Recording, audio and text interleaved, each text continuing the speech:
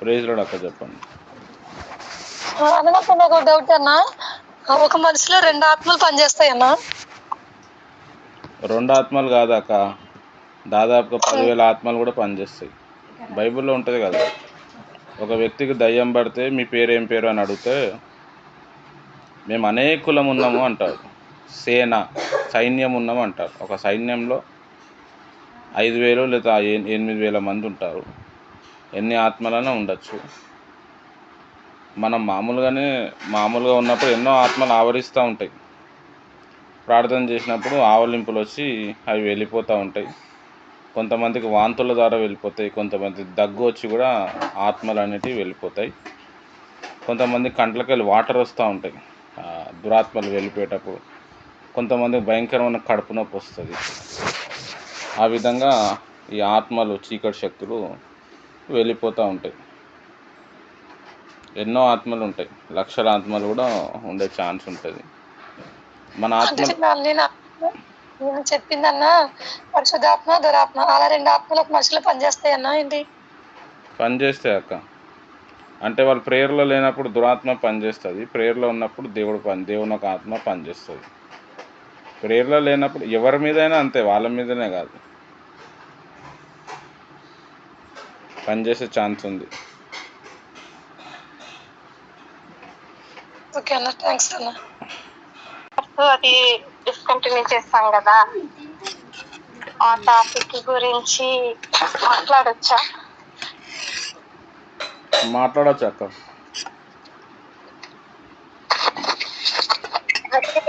Cricket hall లో ఏదో ఉంటది అని చెప్పేసి అన్నారు కదా, అంటే విగ్రహాలకి మీరు మొక్కొద్దు, విగ్రహాల జోలికి వెళ్ళొద్దు అనేది దేవుడు పెట్టిన నిబంధన. అది పాత నిబంధనలో ఇజ్రాయేల్ ప్రజలకి ఇచ్చారు. అది అంటే మనం ఇజ్రాయేల్ ప్రజలం కాదు, మనం వచ్చింది అన్య జనాంగంలో నుంచి. అప్పట్లో ఏంటంటే ఒక రాజ్యాన్ని, ఒక దేశాన్ని దేవుడు తన ప్రజలకు ఇచ్చేస్తాడు. కాబట్టి మీలో విగ్రహాలు అనేవి పెట్టుకోవద్దని చెప్పేసి చెప్పారు. ఇప్పుడు మనం విగ్రహాలకు అర్పించింది తినడం పాపమా? అంటే విగ్రహాలకు అర్పించింది అని తెలిసి మనం ఆరాధిస్తూ తింటే పాపమని నేను బైబిల్లో చూశాను. అయితే విగ్రహాల దగ్గర పెట్టింది మనకు తెలియకోకుండా మనం ఎన్నో తింటున్నాం. అవి తెలియకోకుండా తిన్నందువలన మనకి ఏ శిక్ష విధి ఉండదనేది వాక్యాన్ని బట్టి నేను అనుకుంటున్నాను. అదేంటంటే కొరింథీయులకు రాసిన మొదటి పత్రికలో 8వ అధ్యాయంలో ఉంటది. దాని గురించి కొంచెం నాకు ఎక్స్ప్లెయిన్ చేయండి. నేను చదివేనా?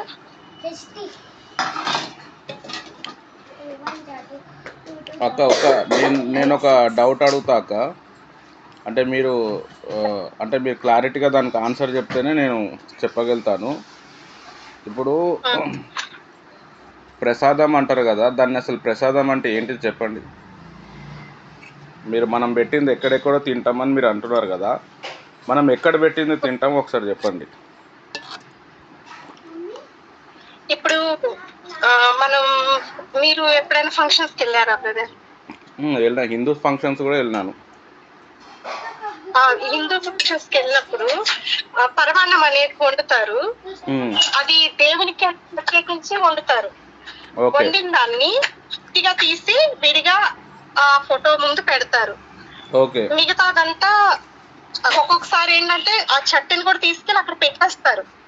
ఏది వండిన పాత్ర ఉంటది కదా, ఆ పాత్రను తీసుకెళ్ళి పాత్రలు అంటే సమ్ గారెలే గాని, పూర్ణాలని, ఇట్లా పరమాన్నం అని, ఇంకా అన్ని ఆల్ ఐటమ్స్ తీసుకెళ్ళిపోయి అక్కడ పెట్టేస్తారు. పెట్టేసేసి వండినవన్నీ, అంటే కొన్ని వండినవన్నీ అంటే ఏ చేస్తున్నారో ఆ పూజ దగ్గర పెట్టేస్తారు. పెట్టి వాటిని పూజ అయిపోయిన తర్వాత తీసుకొచ్చి బంత మీద వరుసగా అందరికి వడ్డిస్తూ ఉంటారు. అంటే నేను కొన్ని చోట్ల చూసినాయి అన్నమాట ఇది. ఇప్పుడు ఇక్కడ నాకు ఈ కొరింథీయులకు రాసిన మొదటి పత్రిక 8వ అధ్యాయంలో నేను ఫస్ట్ వచనం దగ్గర నుంచి చివరి వరకు 13 వచనాల వరకు నేను చదివాను. దాన్ని బట్టి నాకు వచ్చిన క్లారిటీ ఏంటంటే విగ్రహంలో ఏదీ లేదు, విగ్రహం వట్టిది. కాబట్టి విగ్రహాల దగ్గర తిన్న దాని వల్ల మనకేం ప్రాబ్లం లేదు. ఒకవేళ తిన్నామా దానివల్ల మనకి ఎక్కువైంది లేదు, తినకపోవడం వల్ల తక్కువయ్యేది లేదు అని పౌలు గారు చెప్పినట్లుగా నాకు అర్థమైంది. అయితే మీరు అంటే కొద్దిగానే పెడతారు అంటే అట్లా పెట్టేది వేరుగా ఉంటది. కొన్ని ఏంటంటే వండినవి మొత్తము కూడా తీసుకెళ్ళిపోయి అక్కడ పెట్టి ఒక భోజన పంక్తిలో కూర్చోబెట్టిన తర్వాత అందరికి వడ్డించడం అనేది కూడా నాకు తెలుసు. దీని వల్ల మనకి ఏమైనా ప్రాబ్లమా? ఇప్పుడు ఇట్లాంటి క్వశ్చన్స్కి ఆన్సర్స్ చెప్పాలంటే తిన్నోళ్ళకే తెలుస్తుంది అక్క. ఇప్పుడు మీరున్నారు, ఇప్పుడు నేను నిన్న దీని గురించి మొత్తం ఎక్స్ప్లెనేషన్ ఇచ్చాను, మీరు దాన్ని మళ్ళీ కంటిన్యూ చేస్తున్నారు. ఇప్పుడు మీరు ఏదైతే పారాగ్రాఫ్ చెప్పిరో మొదటి కొరింథీలు 8వ అధ్యాయంలో ఏదైతే చెప్పిరో సేమ్ ఇదే మాటలు రోమియోలకు రాసిన పత్రిక 8వ అధ్యాయంలో కూడా ఉంటుంది. పౌలు భక్తుడు దాని గురించి క్లారిటీగా ఇస్తాడు. ఇంకా పౌలు భక్తుడు ఏమని చెప్తాడంటే ఆయన హిందూస్ దగ్గర వెళ్ళినప్పుడు ఆ విగ్రహం ముందర మటన్ కట్ చేస్తారు. కాబట్టి ఆయన మటన్ తినకుండా ఏం చేస్తాడంటే నేను వెజిటేరియన్ తింటా అని చెప్తాడు. కసితో అయినా మిషితో అయినా ఆత్మని రక్షించడానికి నేను ప్రయత్నం చేస్తున్నాను అని చెప్తాడు. అయితే ఇక్కడ బాగా అర్థం చేసుకోవాల్సిన విషయం ఏంటంటే ఒక ఆత్మను మనం సంపాదించటానికి ఆ ఆత్మ వెళ్ళిపోతుంది అని అంటే మనం తిన్నా పర్వాలేదు, అట్లా అని ఖచ్చితంగా ఆ విగ్రహం తిన్నా ఏం కాదు అనేదని ఏమీ లేదు. అంటే నేను చెప్పింది బాగా అర్థం చేసుకోవాలి. రెండో విషయం ఏంటంటే విగ్రహం ముందల తిన్నది, ఆ తిన్న క్రైస్తవుని చూడండి, తినని క్రైస్తవుని చూడండి, చాలా తేడా ఉంటుంది. ఇప్పుడు మీరు నిన్న చెప్పినట్టు హృదయం పరిశుద్ధంగా ఉంటే చాలు, దేవుడు పై రూపం చూడడు, దేవుడు హృదయాన్ని చూస్తాడని మీరు అన్నారు. అదే మాటలో దేవుడు ఏమంటుండంటే మత్తయి సువార్త యేసుప్రభువు చెప్పిన స్టేట్మెంట్, హృదయ శుద్ధి గల వారు ధన్యులు, వారు దేవుని చూచెదరని అన్నాడు. మరి మీ ఫార్ములా బట్టి మనం చూస్తే మీరు ఎప్పుడైనా దేవుని చూడగలిగిరా? కొన్ని దేవుని ఒక స్వరం మీరు వినగలిగిరా? ఒకసారి మనం ఆలోచిస్తాము. విగ్రహంలో ఏమీ లేదు అన్నప్పుడు యేసు ప్రభు విగ్రహం కూడా మనం మొక్కచ్చు. బైబిల్లో ఏమో విగ్రహారాధన చేయొద్దు, తర్వాత ప్రకటన గ్రంథంలో కూడా విగ్రహారాధన చేసేవాళ్ళు పరలోక రాజ్యానికి వెళ్ళరు అని ఉన్నది. ఇప్పుడు ప్రసాదం తినేటప్పుడు తప్పు లేదు అని అంటే మనం కూడా అన్ని హిందూ పద్ధతులు మనం మెయింటైన్ చేయొచ్చు. వాళ్ళని కూడా ఇంకా రక్షలో మేము మీరు ఒకటే అని కూడా మనము చెప్పచ్చు. క్యాథలిక్స్ ఇదే చేస్తున్నారు. మరి ఇట్లా చేద్దామా? మీ ఎక్స్ప్లెనేషన్ ప్రకారం మీరు దీనికి ఆన్సర్ ఇవ్వాలి. క్యాథలిక్స్ ఎవరైతే ఉన్నారో ఎప్పుడన్నా వాళ్ళ ఇంటికి వెళ్ళండి, మొత్తం పక్కా హిందూ టైప్లోనే ఉంటారు వాళ్ళు. మళ్ళీ వాళ్ళు యేసుప్రభు భక్తులే. వాళ్ళ ఇంట్లో రాముడు సీత బొమ్మలు ఏమి ఉండవు, అన్నీ యేసుప్రభు బొమ్మలే ఉంటాయి. వాళ్ళు కూడా బొట్లు పెట్టుకుంటారు, వాళ్ళు అన్ని ఆభరణాలు వేసుకుంటారు, యేసుప్రభు బొమ్మలు ఉంటాయి. మరి వాళ్ళు కూడా మనసులో యేసుప్రభుని ఆరాధన చేస్తారు. అది కరెక్టా? మీ ఒపీనియన్ ప్రకారము ఒకసారి మీరు చెప్పండి. విగ్రహారాధన అనేది దాంట్లో చాలా రకాలు ఉన్నాయి. ఒక ప్రసాదం కోసము కాకుండా మిగతావన్నీ కూడా మనము చూస్తే విగ్రహారాధన అర్పించింది మీరు విసర్జించండి అని చెప్పి బైబిల్లో చాలా దగ్గర చెప్పిండు. పాత నిబంధన నుంచి కొత్త నిబంధన కూడా చెప్పిండు. మీరు ఒక పని చేయండి, విగ్రహం దగ్గర ఉన్న ప్రసాదం తినచ్చు అనే వచనాలన్నీ కలెక్ట్ చేయండి. విగ్రహం దగ్గర ఉన్న వస్తువులు మనం తినద్దు అనే వచనాలను కూడా తీసుకురండి. ఏ వచనాలు ఎక్కువ ఉంటే ఆ వచనాలు మనం పాటిద్దాం. ఎందుకంటే మీరు వెళ్తున్న ఏదైతే చర్చ్ ఉందో ఆ చర్చిలో అసలు ఒప్పుకోరాలు. ఎంత వాదించినా కానీ ఎంత చెప్పినా కానీ ఒప్పుకోరు. కాబట్టి నేను మీకు ఈ యొక్క సలహా ఇస్తున్నాను. అది మీ ఒపీనియన్, మీకు ఎట్లా అనిపిస్తే అట్లా. కానీ తినటం వల్ల మాత్రం ఖచ్చితంగా మనం వీక్ అవుతాం. ఎందుకంటే నేను పర్సనల్గా ఎక్స్పీరియన్స్ చేసినాను, అందుకే నేను చెప్తున్నా తినద్దు అని. ఒకవేళ నేను తిన్నప్పుడు నాకు ఏం కాలేదు అని అంటే తినచ్చు అని చెప్పి నేను చెప్పేవాడిని. అకార్డింగ్ టు మీరు 1 కొరింథీయులు 8వ అధ్యాయం నేను చదివినది 8వ వచనం నుంచి ఇది ఉంటే దాంట్లో. అట్లనే రోమీలకు రాసిన పత్రికలో కూడా పౌలు భక్తుడు చెప్తాడు. కానీ తినటం వల్ల ఖచ్చితంగా ఇబ్బంది అవుతుంది. విగ్రహంలో ఏమీ లేదు అన్న మాట అయితే అది వాస్తవం కాదు. విగ్రహంలో ఉన్నది కాబట్టి పబ్లిక్ అంతమంది వెళ్తున్నారు. ఇప్పుడు ఒకప్పుడు మనం కూడా విగ్రహార్థికులం. మనకు అప్పుడు తెలియదు అది విగ్రహం అని చెప్పి మనం దాంట్లోకి వెళ్ళి బయటికి వచ్చేసినాం. ఆ సైతాన్ యొక్క చేతిలోకి వెళ్ళి మనము బయటికి వచ్చినాం కాబట్టి మనం ఇప్పుడు దాని దాసులం కాము, నిజమైన దేవుడే మనం ఒప్పుకుంటాం.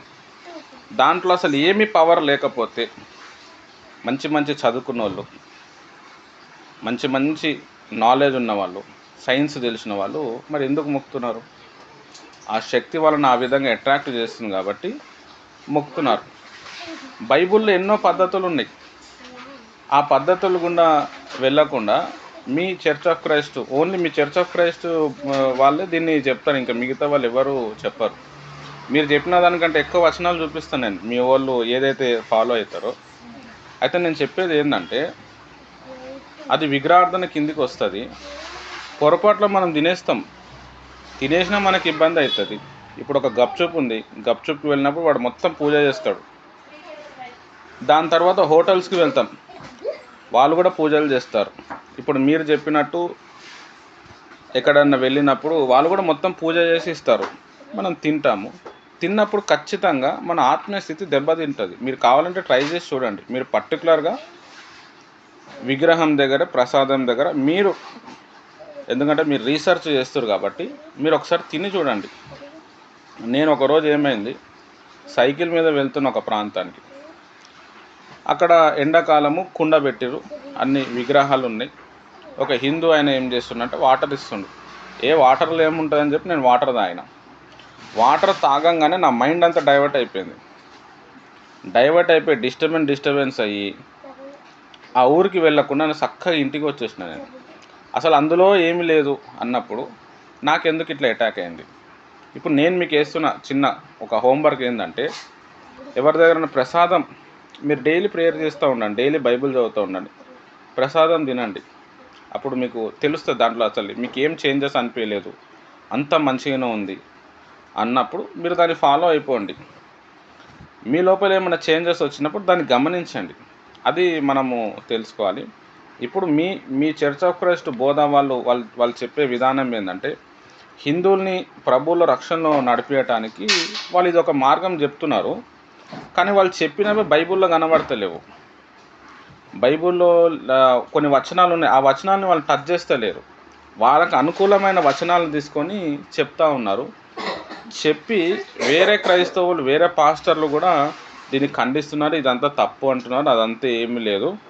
ఇప్పుడు మన పీడి సుందరరావు గారే ఉన్నారు, ఆయననే చెప్తున్నాడు, విగ్రహాలది అర్పించింది తినచ్చు, అట్టిపండు తింటే ఏమవుతుంది, అది దేవుడు చేసిందే కదా, కొబ్బరికాయ తింటే ఏమవుతుంది, అఫ్కోర్స్ దేవుడు చేసిందే. అది చెప్పి ఏమంటుండంటే, మీరు ఇవి తినకపోతే ఆ విగ్రహాలు ఉన్నట్టే అని అంటున్నాడు. అసలు విగ్రహార్థన అంటేనే ఏంది అంటే, నిజమైన దేవుణ్ణి మాయం చేస్తారు, అది చేయొద్దని చెప్పిండు. నువ్వు నమ్ముతున్నావు అందుకే నువ్వు తింటలేవు అని డబల్గా మాట్లాడుతూ ఉన్నాడు. వారు లాయర్ కాబట్టి, లా చదివారు కాబట్టి ఆ విధంగా అట్లా చాలా విషయాల్లో ఆయన వ్యాఖ్యానము చేసుకుంటూ వచ్చారు. అయితే ఆయన చెప్పటం కాదు, బైబిల్ చెప్పుకుంటూ రావాలి. ఎవరి విశ్వాసము వారిదే. ప్రసాదం తిన్నా ఏం కాదు, తినకపోయినా ఏం కాదు. కానీ ఒక ఆత్మీయ స్థితిలో ఉన్న వ్యక్తి తిన్నప్పుడు ఖచ్చితంగా ఆత్మీయ స్థితి దెబ్బతింటుంది. ఇప్పుడు నిన్న ఆమె దయామన్నక్క చెప్పింది, అట్లా నాకు చాలాసార్లు అటాక్ అయింది. మా బంధువుల దగ్గరకు వెళ్తే కూడా మేము తినొద్దని బైబిల్లో ఉంది అని నేను చెప్తాను. వాళ్ళు ఏమంటారు అంటే, అన్నీ దేవుళ్ళు ఒక్కటే కదా, కోస్తే రక్తమే వస్తుంది కదా, మేము అన్ని దాంట్లో తింటాం కదా అని అంటారు. అదే మాట నిజమైనప్పుడు అయ్యప్ప భక్తులకి మరి మాంసం పెడితే వాళ్ళు ఎందుకు తినరు? అది నిష్ఠ, అయ్యప్ప భక్తుల నిష్ఠ, లేకపోతే అమ్మవారి భక్తులు చేసే మాల చేసేవారు నిష్ఠ. మాంసం ముట్టద్దు, ఇంట్లో కూడా మాంసం ఉండరు. వాళ్ళ నిష్ఠ టెంపరీ. మనం బాప్తిజం తీసుకున్నాము, మన నిష్ఠ పర్మనెంట్. పర్మనెంట్ నిష్ట ఉన్నప్పుడు దాన్ని ముట్టకపోవటమే బెస్ట్. ఎందుకంటే విగ్రహార్థన చేసేవాడు పరలోక రాజ్యానికి రాడు. హృదయ శుద్ధి గలవారు ధన్యులు, వారు దేవుణ్ణి చూస్తారని బైబిల్లో ఉంది. మన హృదయం ఖచ్చితంగా పరిశుద్ధంగా ఉన్నప్పుడు పరలోకపు దర్శనాలు కలుగుతాయి, దేవుని ఒక స్వరము వినబడుతుంది. మీరు వెళ్ళే ఏదైతే చర్చ్ ఉందో వాళ్ళు దేవుడు మాట్లాడుతున్నారు అంటే నమ్మరు. Only God only speak with Bible అని చెప్తారు. బైబుల్ ఉన్నప్పుడు కూడా దేవుడు చాలామంది భక్తులతో మాట్లాడారు. స్వస్థతలు లేవంటారు, అద్భుతాలు లేవు, దయ్యాలు లేవు, దయ్యాలు బంధింపబడ్డాయి అన్నప్పుడు ప్రజలకు ఇన్ని సమస్యలు, ఇన్ని కష్టాలు ఎందుకు వస్తున్నాయి? దేవుణ్ణేమో ఒక చేతగాని వాడిగా చేస్తున్నాడు. ఒక వ్యక్తి ఒక స్వస్థత చేసిందంటే కూడా అది చేయలేదు, అది సైతాన్ చేసిందని అక్కడ మళ్ళీ సైతాన్ అంటారు. దర్శనాల్ని నమ్మరు, కళలు నమ్మరు. నేను ఇదంతా ఎందుకు చెప్తున్నా అంటే మీ బోధ ఇలాంటిది కాబట్టి నేను అన్య భాషలను కూడా వాళ్ళు నమ్మరు. మీకు కూడా అన్య భాషల గురించి మీరు చాలాసార్లు క్వశ్చన్లు అడిగారు, నేను చెప్పినాను. కానీ మీకు దాని మీద నమ్మకం అవగాహన లేదు. నేను 1 కొరింథీయులు 14 అధ్యాయము రాయమని చెప్పాను. దాన్ని మరి ఇంతవరకు మీరు చెప్పిరో రాసిరో రాయలేదో కూడా తెలియదు. అయితే నేను చెప్పేది ఏంటంటే, నేను చెప్పింది కూడా మీరు వినకండి, వాళ్ళు చెప్పింది కూడా వినకండి. మీరు కొన్ని రోజులు వీటి మీద పరిశోధించండి. ఇప్పుడు నేను చెప్తున్నా కదా, మీరు తినండి ప్రసాదం, తిని మీ ఆత్మీయ స్థితి చూడండి, మీకు తెలుస్తుంది ఆ ఫీలింగ్. దాన్ని మీరు పరిశోధించి బైబిల్ వాక్యాలు ఇవన్నీ కాదు, మీరు ఓన్గా ప్రాక్టీస్ చేయండి. మనకి ఇప్పుడు కొన్ని దాంట్లో ఎట్లా ఉంటుందంటే, పగిలిపోయిన అద్దం చూడొద్దు అని చెప్పి ఒక సామెత ఉంటుంది. నేను దాన్ని పగిలిపోయిన అద్దం చూస్తే ఏమవుతుందని చూసినందుకు నాకే ఎఫెక్ట్ అయింది. అట్లా 4-5 సార్లు అయింది. నేను ఎవరైనా ఇంట్లో పగిలిపోయిన అద్దం ఉంటే ఫస్ట్ అది పడేసేయని చెప్తాను. నేను ఒక బేసికల్గా ఒక సైన్స్ స్టూడెంట్, అవన్నీ చెప్పొద్దు, కానీ అవి జరుగుతున్నాయి. పెద్దవాళ్ళు చెప్పారు ఇట్లా చేయొద్దు అంటే. ప్రెగ్నెన్సీ వాళ్ళు ఉంటారు, వాళ్ళు నైట్ టైంలో బయటికి వెళ్ళొద్దు, లేకపోతే ఎక్కడైనా మెచ్యూర్ ఫంక్షన్స్ అయితే అన్నం తినద్దు, అబార్షన్ అవుతుంది అని చెప్తారు. నిజంగా చాలామందికి జరిగింది అది. పెద్దవాళ్ళు చెప్పారు, దాంట్లో నమ్మచ్చు. దానికి బైబిల్కి దానికి ఏం సంబంధం లేదు. పెద్దవాళ్ళు చెప్పింది వినాలని బైబిల్లో అయితే ఉన్నది. మీరు దీని మీద రీసెర్చ్ చేయండి. ప్రసాదం తినచ్చా తినకూడదా, తింటే ఏమైంది, మీరు కొన్ని రోజులు ప్రసాదం తిని మీ ఆత్మీయ స్థితిని చూడండి. మీకు ఎలా అనిపిస్తుందో మీకు తెలుస్తుంది. ఒకవేళ మీకు మంచిగా అనిపిస్తుంది, బ్రదర్ నార్మల్గానే ఉంది, తిన్నప్పుడు అట్లనే ఉంది, తినకముందు కూడా నాకు అట్లనే ఉంది, అట్లా ఒక్కసారి కాదు మల్టిపుల్ టైమ్స్ కావాలి, ఒక 10 టైమ్స్ అయినా కావాలి. ఈ 10 టైమ్స్ తిన్నప్పుడు ఒక 2-3 సార్లు కూడా మీకు ఏం కాలేదంటే మీరు హ్యాపీగా మీరు ప్రచారం చేయొచ్చు. చేయండి, అందరికీ చెప్పండి, ప్రసాదం తినండి, నో ప్రాబ్లము, దాంట్లో ఏమీ ఉండదని చెప్పండి, పర్వాలేదు. ఒకవేళ మీకు అనిపించింది అనుకో, అప్పుడు మీరు ఆలోచించండి. ఇది నా సలహా మీ గురించి. ఈ ప్రసాదం గురించి ఇంకా చాలా ఉన్నాయి, ఇవన్నీ ఇవి తెగదనమాట. కాబట్టి నేను ఇది మీకు చెప్తున్నాను. నేను జస్ట్ మీకున్న ఇంట్రెస్ట్ని బట్టి మిమ్మల్ని డిస్కరేజ్ చేయకుండా మీకు రీసెర్చ్ చేయమని చెప్తున్నాను. ఎందుకంటే నేను కూడా దాని మీద రీసెర్చ్ చేశాను. ఇప్పుడు మీరు ఏదైతే వచనాలు చదువుకుంటూ వచ్చారో అవన్నీ చదివినప్పుడు నేను కూడా చాలాసార్లు చెప్పినా ఏం కాదు తినచ్చు, మేము తింటామని. తిన్నప్పుడు చాలాసార్లు నేను ప్రాబ్లం ఫేస్ చేసినాను. నా ఆత్మీయ స్థితి పాడైపోయింది. దురాత్మలు ఆవరించి ఉంటాయి వాటి మీద, అవి తిన్నప్పుడు వస్తాయి. ఇప్పుడు వాటి మీద ఏమీ లేదు అని అంటే ఒక అన్యుడు ఎందుకు దేవుని మార్గంలో రాలేకపోతున్నాడు, అన్యుడు ఎందుకు అద్భుతాలు చేయలేకపోతున్నాడు, వాడు పాపం నుంచి ఎందుకు విడుదల పొందలేడు? అది దేవుని ప్రసాదమే కదా, అది వాళ్ళు తింటున్నారు కదా, మళ్ళీ వారికి మంచి బుద్ధులు రావాలి, ప్రేమ రావాలి, ఎందుకు వస్తలేదు? ఒకసారి మీరు రీసెర్చ్ చేయండి. మీరు మీ హిందువులకు అడగండి. మీరు రాత్రులు మనం ప్రసాదం తింటలేము, మనం నిజమైన దేవుని నమ్ముతున్నాము. వాళ్ళు నిజమైన దేవుని నమ్ముతున్నప్పుడు వాళ్ళు విగ్రహాలకు ఎందుకు మొక్కుతున్నారు? మరి ఆ ప్రసాదంలో ఏమీ లేదు, తినచ్చు. తిన్నప్పుడు అది పని జరగాలి కదా. అది నిజంగా అది వాళ్ళు తింటున్నారు, అది దేవుని ఒక అన్నము, దేవుని ఒక పరిమాణం అని చెప్పి వాళ్ళు తీసుకుంటున్నారు. వాళ్ళల్లో వెలుగు ఎందుకు వస్తలేదు? వాళ్ళు ఎందుకు నిజ దేవుణ్ణి తెలుసుకోలేకపోతున్నారు? మీరు రీసెర్చ్ చేయండి. మీ బంధువులు చుట్టాలు వాళ్ళు ఉన్నప్పుడు వాళ్ళకి అడగండి. నెక్స్ట్ తర్వాత అయ్యప్ప మాల, ఈ మాలలు వేసినప్పుడు చికెన్ ఎందుకు పెట్టరు వాళ్ళకి? ఇది కూడా మీరు వాళ్ళకి అడగండి, వాళ్ళే మీకు ఆన్సర్ ఇస్తారు. వాళ్ళు ఏం చెప్తారు అని అంటే, వాళ్ళు ఏదో అనుకుంటారేమో అని చెప్పి వాళ్ళు ఏదో ప్రలోభాలు ఫీల్ అవుతారేమో అని చెప్పి మనల్ని మనం దేవుణ్ణి అమ్ముకోవటం, మనల్ని మనం దేవుని వదిలేయటం అనేది అది కరెక్ట్ పద్ధతి కాదు. యూదా ఇస్కరియోతు అట్లనే చేసి ప్రభువుని వదులుకున్నాడు. దేవుణ్ణి నమ్మటం అంటే యుద్ధానికి ఒప్పుకోవటం.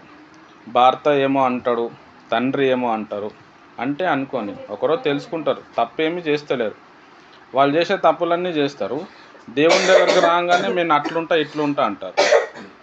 క్రైస్తవ సంఘ చరిత్ర మీరు కానీ చదివితే వీళ్ళందరూ దేవుని కోసం నిలబడిన వాళ్ళు, దేవుని కోసం ప్రాణమే వదులుకున్నారు. వాళ్ళు జస్ట్ సరే యేసుప్రభు దేవుడు కాదు అని అంటే అయిపోతుంది, కానీ దాన్ని వాళ్ళు ఒప్పుకోలేదు, వాళ్ళు ఇష్టపడలేదు, వాళ్ళు దేవుని కోసం చచ్చిపోయారు. హతసాక్షులు అంటే దాన్నే అంటారు.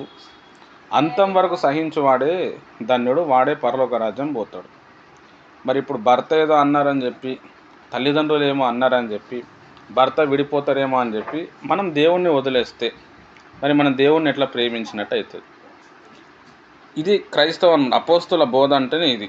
చాలామంది ఇప్పుడు క్రిస్టియానిటీలో మీ పీడి సుందరరావు సారు చాలామంది తెలుగు క్రైస్తవుని మొత్తం చెడగొట్టేసిండు.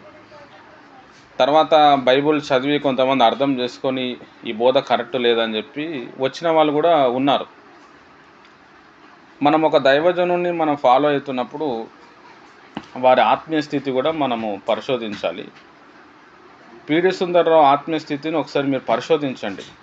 ఆయన మాట్లాడే తీరు కావచ్చు, ఆయన ప్రార్థన జీవితం కావచ్చు, దాని తర్వాత ఆయన కుటుంబ వ్యవస్థ, ఆయన పర్సనల్ లైఫ్ను మీరు ఒకసారి గమనించండి. వాళ్ళ పిల్లల లైఫ్ మీరు గమనించి మీరు ఇన్ఫర్మేషన్ గ్యాదర్ చేయండి.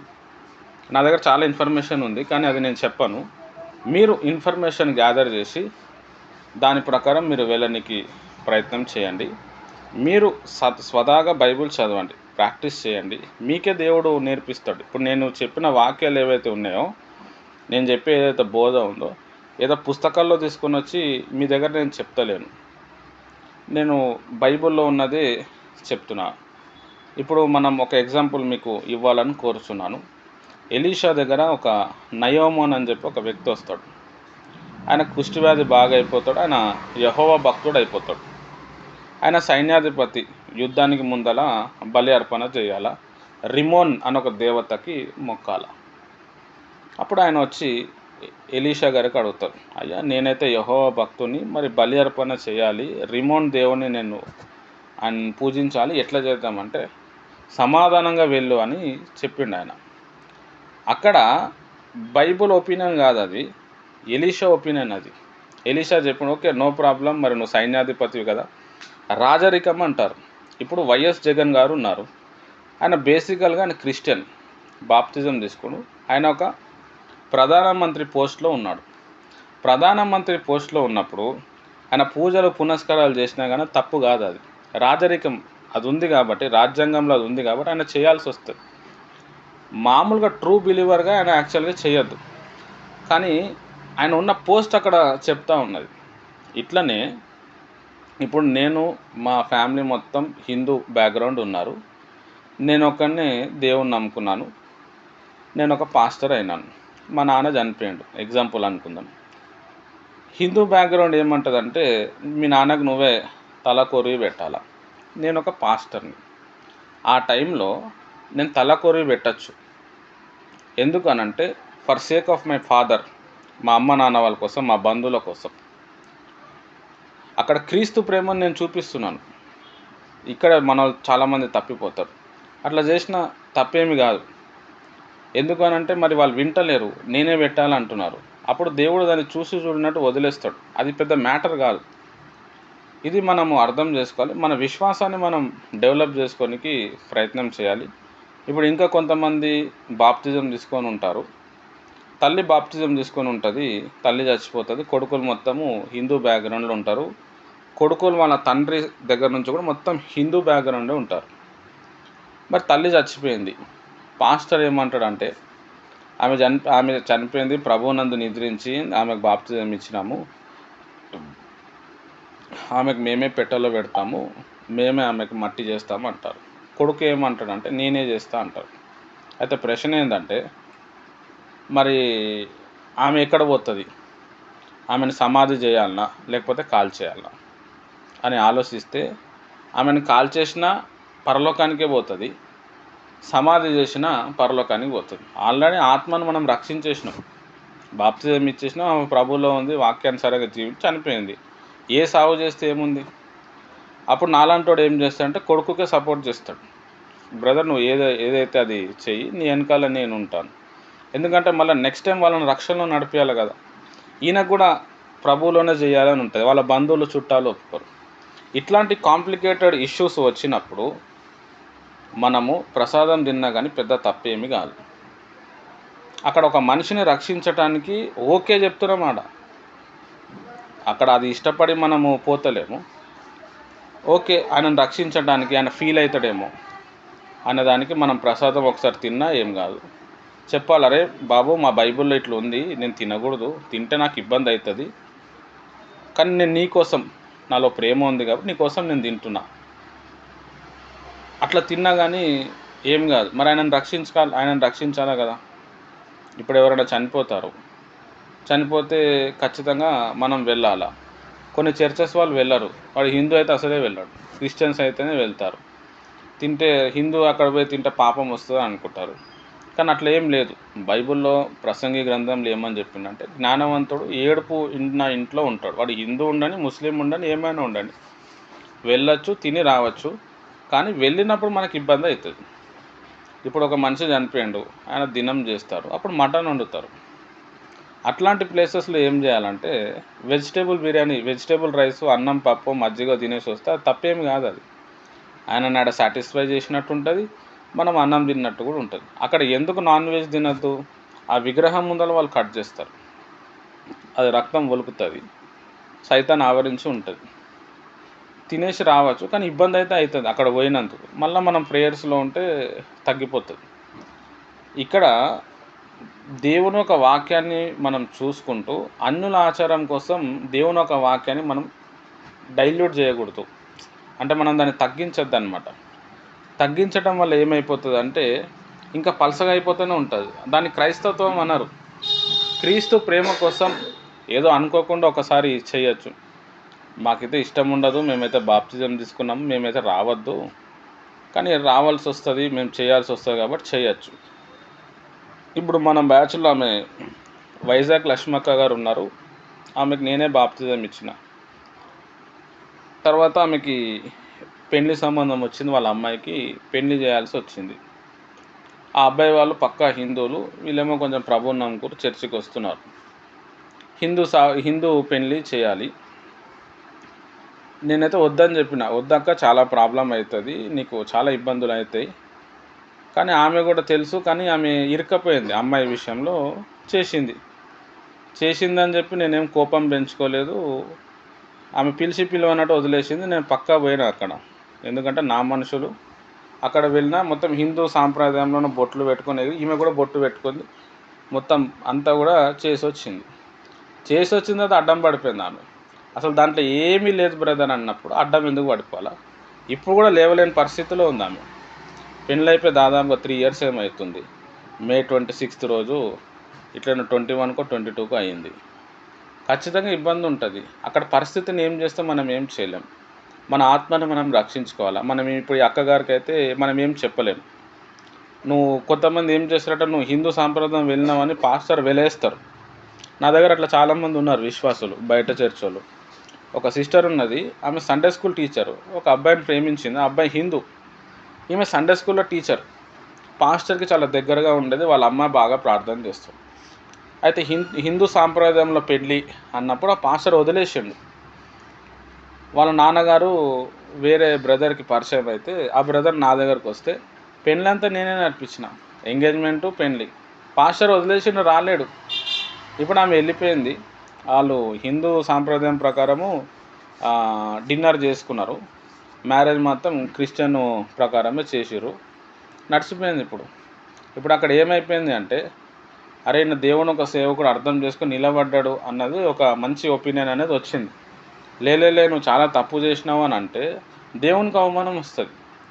అంటే నేను చెప్పేది ఏంటంటే దేవునికి ఎప్పుడైనా అవమానం వచ్చే సిట్యువేషన్లు వచ్చినాయి. ఇప్పుడు మన రమ్యక్క గారు ఉన్నారు, ఆమె చిన్నప్పటి నుంచి ప్రభువుని నమ్ముకుంది, ప్రభువులోనే నిలబడ్డది. వాళ్ళ ఆయన కూడా ఆమెకు సపోర్ట్ చేసుకుంటూ వచ్చిండు. వాళ్ళ ఇల్లు కట్టే పొజిషన్ వచ్చింది. ఇల్లు కట్టే పొజిషన్ వచ్చినప్పుడు వాళ్ళ ఆయన బాగా టెన్షన్ పడుతున్నారు. అక్కడ ఊరోళ్ళందరూ ఏమన్నారు అంటే, ఆమెకి నువ్వు ఖచ్చితంగా మీ భార్య ఉండాలి, వాళ్ళందరికీ తెలుసు ఇలా భార్య ప్రేయర్స్ చేస్తుంది అని చెప్పి, ఆమెను ఎట్లైనా దీంట్లో గుంజాలి అని చెప్పి వాళ్ళు అనుకున్నారు. వాళ్ళు అనుకొని వీళ్ళ ఆయన రమ్యక అడిగిండు, మరి ఎట్లైనా నువ్వు పూజలకు కూర్చోవాలి, మొత్తం హిందూ ఆచారాల పద్ధతి నువ్వు మెయింటైన్ చేయాలి అని చెప్పారు. ఆమెకు అర్థమవుతలేదు ఏం చేయాలన్నా. నాకు ఫోన్ చేసింది. ఫోన్ చేస్తే అక్క అది క్రీస్తు ప్రేమ, ఒక్కసారి ఉంటే ఏమవుతుంది అని చెప్పి నేను చెప్పినందుకు ఆయన పరువు నిలబడ్డది. అక్కడ భర్త సిట్యువేషన్ వచ్చినప్పుడు దానికి ఒప్పుకోవాల్సి వస్తుంది. ఒకరోజు మొత్తం ఉన్నది ఆమె, వాళ్ళు చెప్పినట్టు చేసింది, అయిపోయింది. తర్వాత అడ్డం పడిపోయింది. మళ్ళా వాళ్ళ తోటి కోడలు కూతురు మ్యారేజ్ టైంలో కూడా వాళ్ళు కావాలని అట్లనే చేపించారు. ఆమెని కావాలని చెప్పి అన్నీ చేపిస్తే ఆమెకు చాలా ఇబ్బంది అవుతుంది రమ్యక్కకి. అక్కడ పండిత్ ఎవరైతే ఉన్నాడో ఆయన గమనించండి, అమ్మ నువ్వు క్రిస్టియనా అని అడిగాడు. అవును సార్ నేను క్రిస్టియను. నువ్వు క్రిస్టియన్ అయినప్పుడు నువ్వు బాప్తిజం తీసుకున్నప్పుడు నువ్వు ఎందుకు వచ్చినావు అమ్మ? లేదు వీళ్ళందరూ నాకు ఫోర్స్ చేశారంటే, ఎవరైతే ఫోర్స్ చేసారో వాళ్ళని పిలిచి వాళ్ళని తిట్టి, నువ్వు వద్దాం అవసరం లేదు వేరే వాళ్ళకి చెప్పి వేరే వాళ్ళతో చెప్పింది. ఆయన అర్థం చేసుకున్నాడు. అట్లా ఇక్కడ ఏమైపోయిందంటే దేవుని నామానికి మహిమ వచ్చింది. వాళ్ళ ఆయన ఏమన్నాడంటే, నువ్వు ఆ రోజు ఒకవేళ రాకపోతే నా పరువు పోతుండే, నేను అందరి ముందర తలెత్తుకొని జీవించేవాడిని. అక్కడ సిట్యువేషన్ లేదు, ఇంకా హోప్ లేదు. ఆ టైంలో ఇక చేయాల్సి వస్తుంది, కానీ దెబ్బ మాత్రం పడుతుంది. ఎందుకంటే మనం సాతాన్ దగ్గరకు పోతున్నాము. సాతాన్ దగ్గర పోయినప్పుడు సాతాన్ ఎందుకు టార్చర్ పెట్టాడు? ఖచ్చితంగా పెడతాడు. తర్వాత వెనకాల నుంచి నేను ప్రేయర్స్ చేసుకుంటా, వాక్యం చెప్పుకుంటూ వచ్చి ఆమెను దాంట్లోకి వెళ్ళి గుంజేసిన. ఇప్పుడు మంచిగా అయిపోయింది ఆమె. ఇక్కడ మనం బాగా అర్థం చేసుకోవాల్సిన విషయం ఏంటంటే, హిందూయిజంలో ఇట్లా ఉన్నప్పుడు, హిందూయిజం నుంచి క్రిస్టియనిజంలో వచ్చినప్పుడు ఇట్లాంటి చాలా ప్రాబ్లమ్స్ అనేటివి జరుగుతాయి. ఆ ప్రాబ్లమ్స్ జరిగినప్పుడు ఒక మంచి పాస్టర్ ఉన్నప్పుడు ఆ పాస్టరు మనకు సపోర్ట్ చేసుకుంటూ వస్తే అంత పెద్ద ఎఫెక్ట్ కాదు. చాలామంది క్రిస్టియానిటీలో ఉండి మళ్ళీ హిందూయిజంలో వెళ్ళిపోవటానికి కారణం ఏంటంటే, పాస్టరు సపోర్ట్ లేదు, వీళ్ళకి సొంత జ్ఞానం లేక, మళ్ళీ వాళ్ళు చెప్పింది వీళ్ళు చెప్పి అర్థం కాక అందులో వెళ్ళిపోయిన వాళ్ళు కూడా ఉన్నారు. అయితే అందులో వెళ్ళినప్పుడు మాత్రం ఖచ్చితంగా ఇబ్బంది వస్తుంది, ఖచ్చితం, దాంట్లో డౌటే లేదు. మనం అందరం ప్రభువుని నమ్ముకోవడానికి కారణం అందులో ఇబ్బందులు అయినాయి కాబట్టి ఇందులో నమ్ముకున్నాం. అందులోనే అన్నీ మంచిగా ఉంటే మనం ఇందులో ఎందుకు వస్తాం? ఇందులో వచ్చిన తర్వాత అర్థమైంది, అరే మనం వీటి కింద ఉన్నాము, మనం చూస్తున్నాం, అయ్యో వాళ్ళు ఎందుకు అలా చేస్తున్నారు, వాళ్ళు అట్లనే చేస్తారు ఎందుకంటే దాని కింద ఉన్నారు, మనం చేస్తలేం కాబట్టి మనకు అర్థమైంది. ఓవరాల్గా నేను చెప్పేది ఏంటంటే, లక్ష్మీ అక్క గారు, నేను చెప్పింది కాదు ఇదంతా, నేను మామూలుగా చెప్పినాను. మిమ్మల్ని ఏదో టార్గెట్ చేసి మీ పీడి సుందరరావు ఏదో టార్గెట్ చేసినట్టు చెప్పింది కాదు. మీరు సొంతంగా మీరు దీని మీద రీసెర్చ్ చేయండి. దేవుడు మీకు ఏది నేర్పిస్తాడో దాన్ని ఫాలో అయిపోండి. దేవుడు వాక్యం ద్వారా మాట్లాడతాడు, తలంపుల ద్వారా మాట్లాడతాడు, కొన్ని సిట్యువేషన్స్ పెట్టి కూడా మీతోని మాట్లాడతాడు. ఇప్పుడు ఎగ్జాంపుల్, ఇప్పుడు మీ అమ్మాయే ఉంది, మీ అమ్మాయి హిందూ మ్యారేజ్ చేయాల్సి వస్తుంది, ఆమె హిందూ మ్యారేజే చేసుకుంటా ఉంటుంది. అప్పుడు మనం ఏం చేస్తాం? మనకైతే ఇష్టం లేదు, చేయాల్సి వస్తుంది. అమ్మాయి కోసం మనం అక్కడ వెళ్ళాల్సి వస్తుంది. వెళ్ళకపోతే ఏమో ఆమె లైఫ్ కాదు, దేవునికి అవమానం వస్తుంది. కానీ చేసినందుకు ఆమె అయితే ఇబ్బంది పడుతుంది, అదైతే గ్యారంటీ, దాంట్లో అయితే డౌట్ లేదు. కానీ ఏం చేస్తాం అంటే, ఇవన్నీ కొంచెం కాంప్లికేటెడ్ మాటలు, ఇవన్నీ బాగా నాలెడ్జ్ ఉన్నోనికి అర్థమవుతుంది. కాబట్టి నేను చెప్తున్నది ఏంది అని అంటే, ఈ ప్రసాదం గురించి ఒకటే కాకుండా ఇట్లా ఎన్నో ఆచారాలు ఉన్నాయి, ఎన్నో ఉన్నాయి. దాన్ని మీరు అర్థం చేసుకొని దేవుని ప్రేమను చాటి చెప్తూ, ఇప్పుడు ఈవెందో ఇప్పుడు నేనున్నాను, బైబిల్లో నువ్వు ఎవరి ముందలా సాగిల పడద్దు అని నిర్గమకాండంలో చెప్పిండు. మా బంధువులు మహారాష్ట్రకి నేను వెళ్ళినప్పుడు వాళ్ళ కాలు మొక్కుతా, నేను మొక్కకపోతే వాళ్ళు ఫీల్ అవుతారు, అమ్మ ఈయనకి మస్తు గర్వం ఉందని. మొక్క ఏం చేస్తా అంటే నెత్తి మీద చేయబెట్టి ప్రేయర్ చేస్తా, అరే ఆయన వస్తే మంచిగా అయిపోతాడు, మంచిగా మాట్లాడతాడు, చాలా అసలు అహంకారమే లేదు, గర్వమే లేదు. అక్కడ పద్ధతి మెయింటైన్ చేయాల్సి వస్తుంది. బైబిల్లో అట్లా చూస్తే యేసు ప్రభు వారు శిష్యుల పాదాలు కడిగిండు. కాలు మొక్కటం అనేది అదొక వర్షిప్ కాదు, అదొక తగ్గింపుకి సూచన. హిందూ బ్యాక్గ్రౌండ్లో మనం చూస్తే హిందూ బ్యాక్గ్రౌండ్లో ఉన్న అన్ని విషయాలు కూడా ఒక కాలు మొక్కటం అంటే ఏంటంటే హంబుల్నెస్కి, తగ్గింపుకి సూచన. మనం ఒకరి దగ్గర వంగినప్పుడు, వాళ్ళ పాదాలు పట్టుకున్నప్పుడు మనలో ఉన్న నెగిటివ్ పోయి పాజిటివ్ వస్తుంది అన్నమాట. ఇప్పుడు మన క్రిస్టియానిటీలో ఏం చేస్తారంటే షేక్ హ్యాండ్ ఇస్తారు, లేకపోతే నమస్కారం చేస్తారు. ఇక హిందూ పద్ధతుల్లో అయితే వెళ్ళినప్పుడైతే నేను అక్కడ ఉన్నప్పుడు వాళ్ళ పద్ధతులు ఏం చేయగానే జస్ట్ ఈ కాలు మొక్కి లాస్ట్లో అయితే ప్రార్థన చేసి యేసుప్రభు గురించి చెప్పి ప్రేమించి వచ్చేస్తాను. అప్పుడప్పుడు ఫోన్లో చేసి వస్తూ ఉంటాను. కానీ నాకైతే చాలా ఇబ్బంది అయింది. పోయినందుకు ఇబ్బంది అయింది, ఏం చేస్తాం, పోకపోతే ఏమో నడవదు. యుద్ధానికి పోతున్నాం మనం, అక్కడికి దెబ్బలు తాకుతాయి. నాకేం దెబ్బలు తాకద్దు, నేను మంచిగానే ఉండాలి అని అంటే వాళ్ళని గెలుచుకోలేం మనం.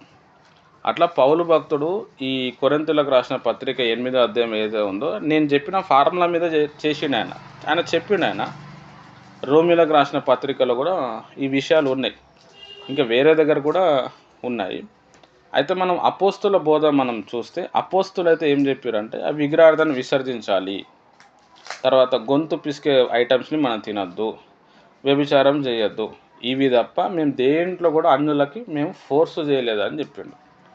కాబట్టి అది అయిపోయిన తర్వాత పౌలు భక్తుడి దగ్గరకు వచ్చేసరికి అప్పుడు అపోస్తులంతా ఏంది, యూదులు అన్యులు ఉండే. ఈయన అన్ని కల్చర్లో తిరిగిండు. అప్పుడు ఈయన ఒక మైండ్ సెట్లో వచ్చి ఈయన అది రాసుకుంటూ వచ్చిండు. అది కూడా మనం తీసుకోవచ్చు, అది కూడా మనం తీసుకొని మీరు చెప్పినట్టు దాన్ని మనం ఫాలో అవ్వచ్చు. కానీ దాన్నే బేస్ చేసుకొని మనం పోతే క్రైస్తవ భక్తిలో చాలా చేంజెస్ వచ్చి చాలా ప్రాబ్లం అయిపోతుంది, చాలా ఇబ్బంది అయిపోతుంది. ఇది నా యొక్క ఆన్సర్. థ్యాంక్ యూ అక్క. బ్రదర్, నేనైతే వాదించదలుచుకోలేదు, ఎవరి ఒపీనియన్ వాళ్ళదని మీరు చెప్పేశారు. కానీ నేననేది ఏంటంటే, తినమని పర్టికులర్ గా నేను చెప్పడం కాదు, నా మెయిన్ థింక్ అది కాదు. కానీ బైబిల్లో ఉన్నదే మనం నమ్మాలి. కాబట్టి నేను 1 కొరింథీయులకు రాసిన పత్రికలో విగ్రహాలకు బలిగా అర్పించిన విషయము అని చెప్పి పర్టికులర్ గా కుండబద్దలు కొట్టినట్టు చెప్పేశారు. అది ఫస్ట్ వచనం దగ్గర నుంచి మనం లాస్ట్ వచనం వరకు కూడా చదువుకుంటే, అంటే చదవలేని వాళ్ళు చదివించుకోవచ్చు, వింటే మనకు అర్థమైపోతుంది. అదే పౌలు గారు విగ్రహాలకు అర్పించింది తినవద్దని చెప్పిన అదే పౌలు గారు మళ్ళీ ఇక్కడ తినినా ఏం కాదు అంటే దేవుని వాక్యం మనం నమ్మాలి. ఇక్కడ ఏమంటున్నారంటే 4వ వచనంలో, కాబట్టి విగ్రహమునకు బలిగా అర్పించిన వాటిని తినుట విషయము లోకమందు విగ్రహము వట్టిదనియు ఒక్కడే దేవుడు తప్ప వేరొక దేవుడు లేడనియు ఎరుగుదుము. దేవతలు అనబడిన వారును ప్రభువులు అనబడిన వారును అనేకులు ఉన్నారు. ఆకాశమందైనను భూమి మీదైనను దేవతలు అనబడినవి ఉన్నను మనకు ఒక్కడే దేవుడున్నాడు, ఆయన తండ్రి. ఆయన నుండి సమస్తమును కలిగెను, ఆయన నిమిత్తం మనమున్నాము, మరియు మనము ప్రభువు ఒక్కడే, ఆయన యేసుక్రీస్తు. ఆయన ద్వారా సమస్తమును కలిగెను, మనము ఆయన ద్వారా కలిగిన వారము. అయితే అందరి యందు ఈ జ్ఞానము లేదు. కొందరి వరకు విగ్రహమును ఆరాధించిన వారు కనుక తాము భుజించు పదార్థములు విగ్రహమునకు బలిగా ఇయ్యబడినవని ఎంచి భుజించెదురు. అంటే వాళ్ళకి ఆరాధించిన వారు గనక వాళ్ళు అట్లా ఆరాధిస్తూ తిన్నారని చెప్పేసి చెప్తున్నారు. అంతే తప్పితే నేను కూడా ఏమంటున్నానంటే, మనం ఆయన అసలు దేవుడే కాదు, విగ్రహం అనేది ఒట్టిదే, దానిలో ఏమీ లేదంటున్నాం. మీరేమో పర్టికులర్ గా అక్కడికి వెళ్తే జరుగుతుంది కదా అంటే, ఈ విగ్రహాలు అనేవి లోకంలోకి ఎలా వచ్చినాయి, దేవుడు ఫస్ట్ సృష్టించినప్పుడు దేవుడు అందరిని యథార్థంగానే సృష్టించాడు. ఆదాము గారి దగ్గర నుంచి, అంటే ఇది చెప్పాలని చాలా పెద్ద టాపిక్, దీని గురించి నేను ఎక్స్ప్లెయిన్ చేయడానికి అందరికి వినడానికి ఓపిక ఉండకపోవచ్చు, కానీ తెలుసుకోవాల్సిన సబ్జెక్ట్ ఇది. కాకపోతే ఏంటంటే మనం విగ్రహం అంటున్నాం కానీ విగ్రహంలో ఏమీ లేదు నాకు తెలిసినంత వరకు. ఎందుకంటే నేను చాలా సార్లు వెళ్ళాను, గుడుల్లో దొంగతనాలు జరగడం చూశాను.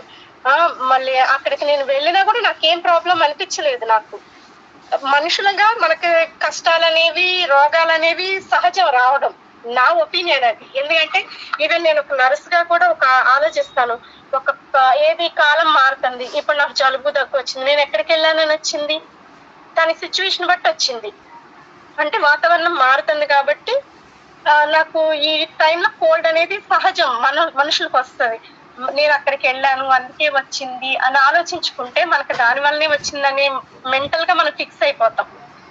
మనకి పాజిటివ్ గా ఆలోచిస్తే పాజిటివ్ థింకింగ్ సంబంధించిన ఎంజైమ్స్ రిలీజ్ అవుతాయి మన బాడీలో. నెగటివ్ గా ఆలోచించి ఏదో జరుగుతుందని భయపడితే అలాంటి సంబంధించిన ఎంజైమ్స్ రిలీజ్ అవుతాయి మన బాడీలో. నేను అలానే నమ్ముతాను. అయితే విగ్రహం ఒట్టదని కరాఖండిగా ఇక్కడ పౌలు గారు చెప్పేశారు. అలా చెప్పినప్పుడు విగ్రహంలో ఏమీ ఉండదని నా అభిప్రాయం. అయితే అది నా అభిప్రాయం మాత్రమే, మిమ్మల్ని అలా అనుకోమని నేను అనట్లేదు.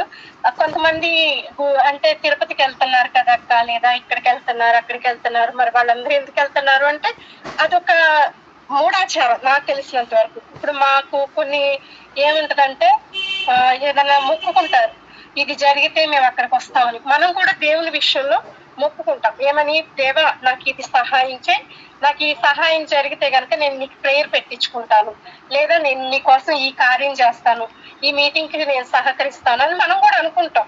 అలా వాళ్ళు కూడా అనుకుంటున్నారు. దేవుడు ఒక్కడే, ఎవరి క్రియలను బట్టి వాళ్ళకి ప్రతిఫలం ఇస్తాడు. అన్యుల్లో కూడా నీతిగా యథార్థంగా ఉండే వాళ్ళు ఉన్నారు, వాళ్ళకు కూడా దేవుడు క్షేమాభివృద్ధి కలుగజేస్తాడు. మళ్ళీ ఆకాశం ఒకటే, భూమి ఒకటే, దేవుడు ఒక్కడే. ఇంతమంది దేవుళ్ళు దేవతలైతే లేరు. దురాత్మలు అనబడినవి ఉన్నవి, లేవని అనట్లేదు. అవి కూడా ఏంటి, దేవుని చేత త్రోసివేయబడిన తోతలే ఆత్మలు. అదే ఇప్పుడు ఈ లోకపు దేవత మనుషులకి గుడ్డుతనం కలుగజేస్తుంది అని చెప్పేసి వాక్యంలోనే ఉంటుంది. ఆ దేవత ఎవరంటే దేవుని చేత త్రోసివేయబడిన దురాత్మలే ఈ మనుషుల్ని ప్రభావితం చేస్తున్నాయి అనేది నా ఒపీనియన్. ఎందుకంటే మనం స్టామినాగా ఉన్నంత వరకు, దేవునిలో ఉన్నంత వరకు మనల్ని ఏది చేయదు. ఒకవేళ యోబు గారు ఏం చేశారని దేవుడు తనకు అవకాశం ఇచ్చాడు సాతానికి? ఆయన పాపం చేసినందువల్ల శ్రమలు వచ్చినాయి కాదు కదా. మనకి శ్రమలు, క్రైస్తవ్యం అంటేనే శ్రమలు. మనకి ఒక రోగమే శరీరం మీద ఆదులతో ఇబ్బంది. నేను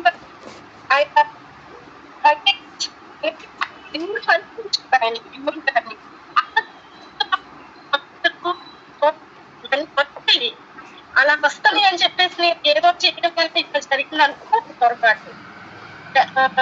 ఏదో అన్నారు అంటే బట్టి నేను ఫేస్ చేస్తున్నాను ఈ ప్రాబ్లం అనేసి మీరు అనుకుంటున్నారు. నేనేమనుకుంటానంటే నేను ఎక్కడికన్నా వెళ్ళొచ్చినప్పుడు నాకు ఏదైనా జరిగితే అట్లా నేను ఎప్పుడు ఆలోచించలేదు అసలు యాక్చువల్లీ. కానీ అట్లా వచ్చిందంటే దేవుడు నాకేదో నేర్పించాలనుకున్నా. ఒకవేళ ఈ శ్రమ వెనుక నాకు ఒక మేలు దాచించాడు అని నేను ఆలోచించుకుంటాను. నా జీవితంలో చాలా సార్లు చాలా కష్టాలు వచ్చినాయి, చాలా శ్రమల్లో కూడా నేను వెళ్ళాను. కానీ ఒకటే అనుకున్నాను, నాకు ఈ శ్రమ వచ్చిందంటే దాని వెనుక దేవుని ప్రణాళిక ఏదో దాచించాడు. ఒకవేళ ఈ శ్రమ ద్వారా నేనేం నేర్చుకోవాలనుకుంటున్నాడు. యోబు గారిని ఎందుకు పరీక్షించాడు? ఆయన ఏ పాపం చేయలేదు, వాళ్ళ పిల్లలు కూడా పాపం చేస్తారేమో అనుకుని ఆయన ముందుగానే వాళ్ళని పాప ప్రక్షాళన కోసం బలి అర్పించేవాడు. అలాంటి భక్తుల జీవితాన్ని నేను జ్ఞాపకం చేసుకుంటాను. నయమాన్ గారి గురించి మీరు చెప్పారు. నేను నయమాన్ గారి గురించి కూడా నేను తెలుసుకున్నది ఏంటంటే, ఆయన యెహోవాకు తప్ప నేను ఎవరికి నమస్కరించను, ఎవరికి బలి అర్పించను, నేను ఎక్కడా కూడా నేను యెహోవా దేవుడు తప్ప నాకు వేరొక దేవుడు లేడు అని ఒప్పుకున్నాడు. కానీ తన వృత్తి ధర్మం ప్రకారంగా ఆయన చేయాల్సింది ఏంటంటే రిమ్మోను గుడికి వెళ్ళాలి. తన రాజు తన చేతి మీద వాలుకున్నప్పుడు ఈయన నమస్కారం చేయాలి. అక్కడ నమస్కరించినప్పుడు ఆయన హృదయాన్ని చూస్తున్నాడు దేవుడు. నిజంగా అంటే ఆయన ఇప్పుడు అక్కడ నమస్కారం చేశాడు కాబట్టి ఎలీషా గారు సమాధానం కలవాడవి పొమ్మని అన్నాడంటే ఎలీషా గారు ఓన్ గా చెప్పినట్ట, దేవుడు ఆయన మాటకి అంగీకరించినట్టు కాదా? ఇది ఒక నాకు డౌట్. మళ్ళీ ఏంటంటే అక్కడ ఆయన నమస్కారం చేయడం వల్ల దేవుడు అతన్ని అంగీకరించినట్ట నరకానికి వెళ్ళినట్ట. ఆయన ఒకవేళ నరకానికి వెళ్తాడంటే కనుక ఆయన హృదయంలో ఆయన వృత్తి ధర్మాన్ని బట్టి ఆయన అక్కడ అట్లా చేయాల్సి వచ్చింది. ఆయన అది కూడా మెన్షన్ చేశాడు, నా రాజు నా భుజం మీద వాడినప్పుడు నేను నమస్కరించాల్సిందే. కాబట్టి నన్ను దేవుడు క్షమిస్తాడా అన్నట్టుగా ఆయన అడిగాడు. అడిగినప్పుడు సమాధానం గలవాడిపై కొమ్ము అని అన్నాడు. అంటే ఓకే, దేవుడు నిన్ను చూస్తున్నాడు, నీ హృదయ ఆలోచనలు దేవునికి తెలుసు అని అన్నాడు. యేసుక్రీస్తు వారు కూడా మన నోటిలోనికి వెళ్ళే పదార్థం వల్ల మనకేమీ అపవిత్రం కాదు, కానీ మన లోపల నుంచి వచ్చే ప్రతి మాటను బట్టే మన క్యారెక్టర్ అయినా మన హృదయం నిండి ఉన్న దాన్ని బట్టి మన నోరు మాట్లాడుతుంది. ప్రభు వారు కూడా అదే సెలవిచ్చారు. ఇట్లా అంటే చాలా ఉన్నాయి చెప్పుకుంటూ పోవాలంటే, కానీ మీరు చెప్పినట్టుగా కొన్ని సందర్భానుసారంగా చేయాల్సి వచ్చినప్పుడు వెళ్ళడంలో తప్పు లేదు నాకు తెలిసినంత వరకు. ఇప్పుడు మళ్ళీ మీరు చనిపోయిన వాళ్ళ దగ్గరికి వెళ్ళినప్పుడు వాళ్ళు నాన్ వెజ్ పెడితే తినకూడదు అని అన్నారు. అక్కడ ఏ దేవతలకి బలి ఇవ్వరు. నాకు అంటే నేను చూస్తానన్నమాట. మా తాతయ్యది హిందూ ఆచారం ప్రకారమే చేస్తారు కార్యక్రమం. కానీ మంచిగా అన్ని ఏటపోతలను కోసారు, కానీ అది సపరేట్ గా తీసుకెళ్ళిపోయి కోసి పెట్టడమే తప్పితే ఏ పూజ గుడికి తీసుకెళ్లి పెట్టింది అయితే కాదు. అన్ని చోట్ల అర్పిస్తారు, బలి అర్పిస్తారు అనేది అది కరెక్ట్ కాదు. ఒకవేళ గుడుల దగ్గరికి తీసుకెళ్ళిందంటారా, అది సపరేట్ గా పెట్టుకుంటారేమో, అది నాకు తెలీదు.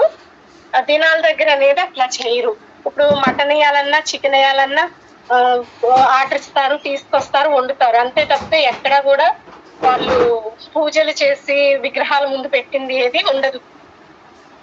ఇప్పుడు మనుషులు చనిపోయినప్పుడు ఇదొక నాకు డౌట్, ఒక మనిషి చనిపోయినప్పుడు ఆ మనిషి ఫోటో ముందు పెడితే అది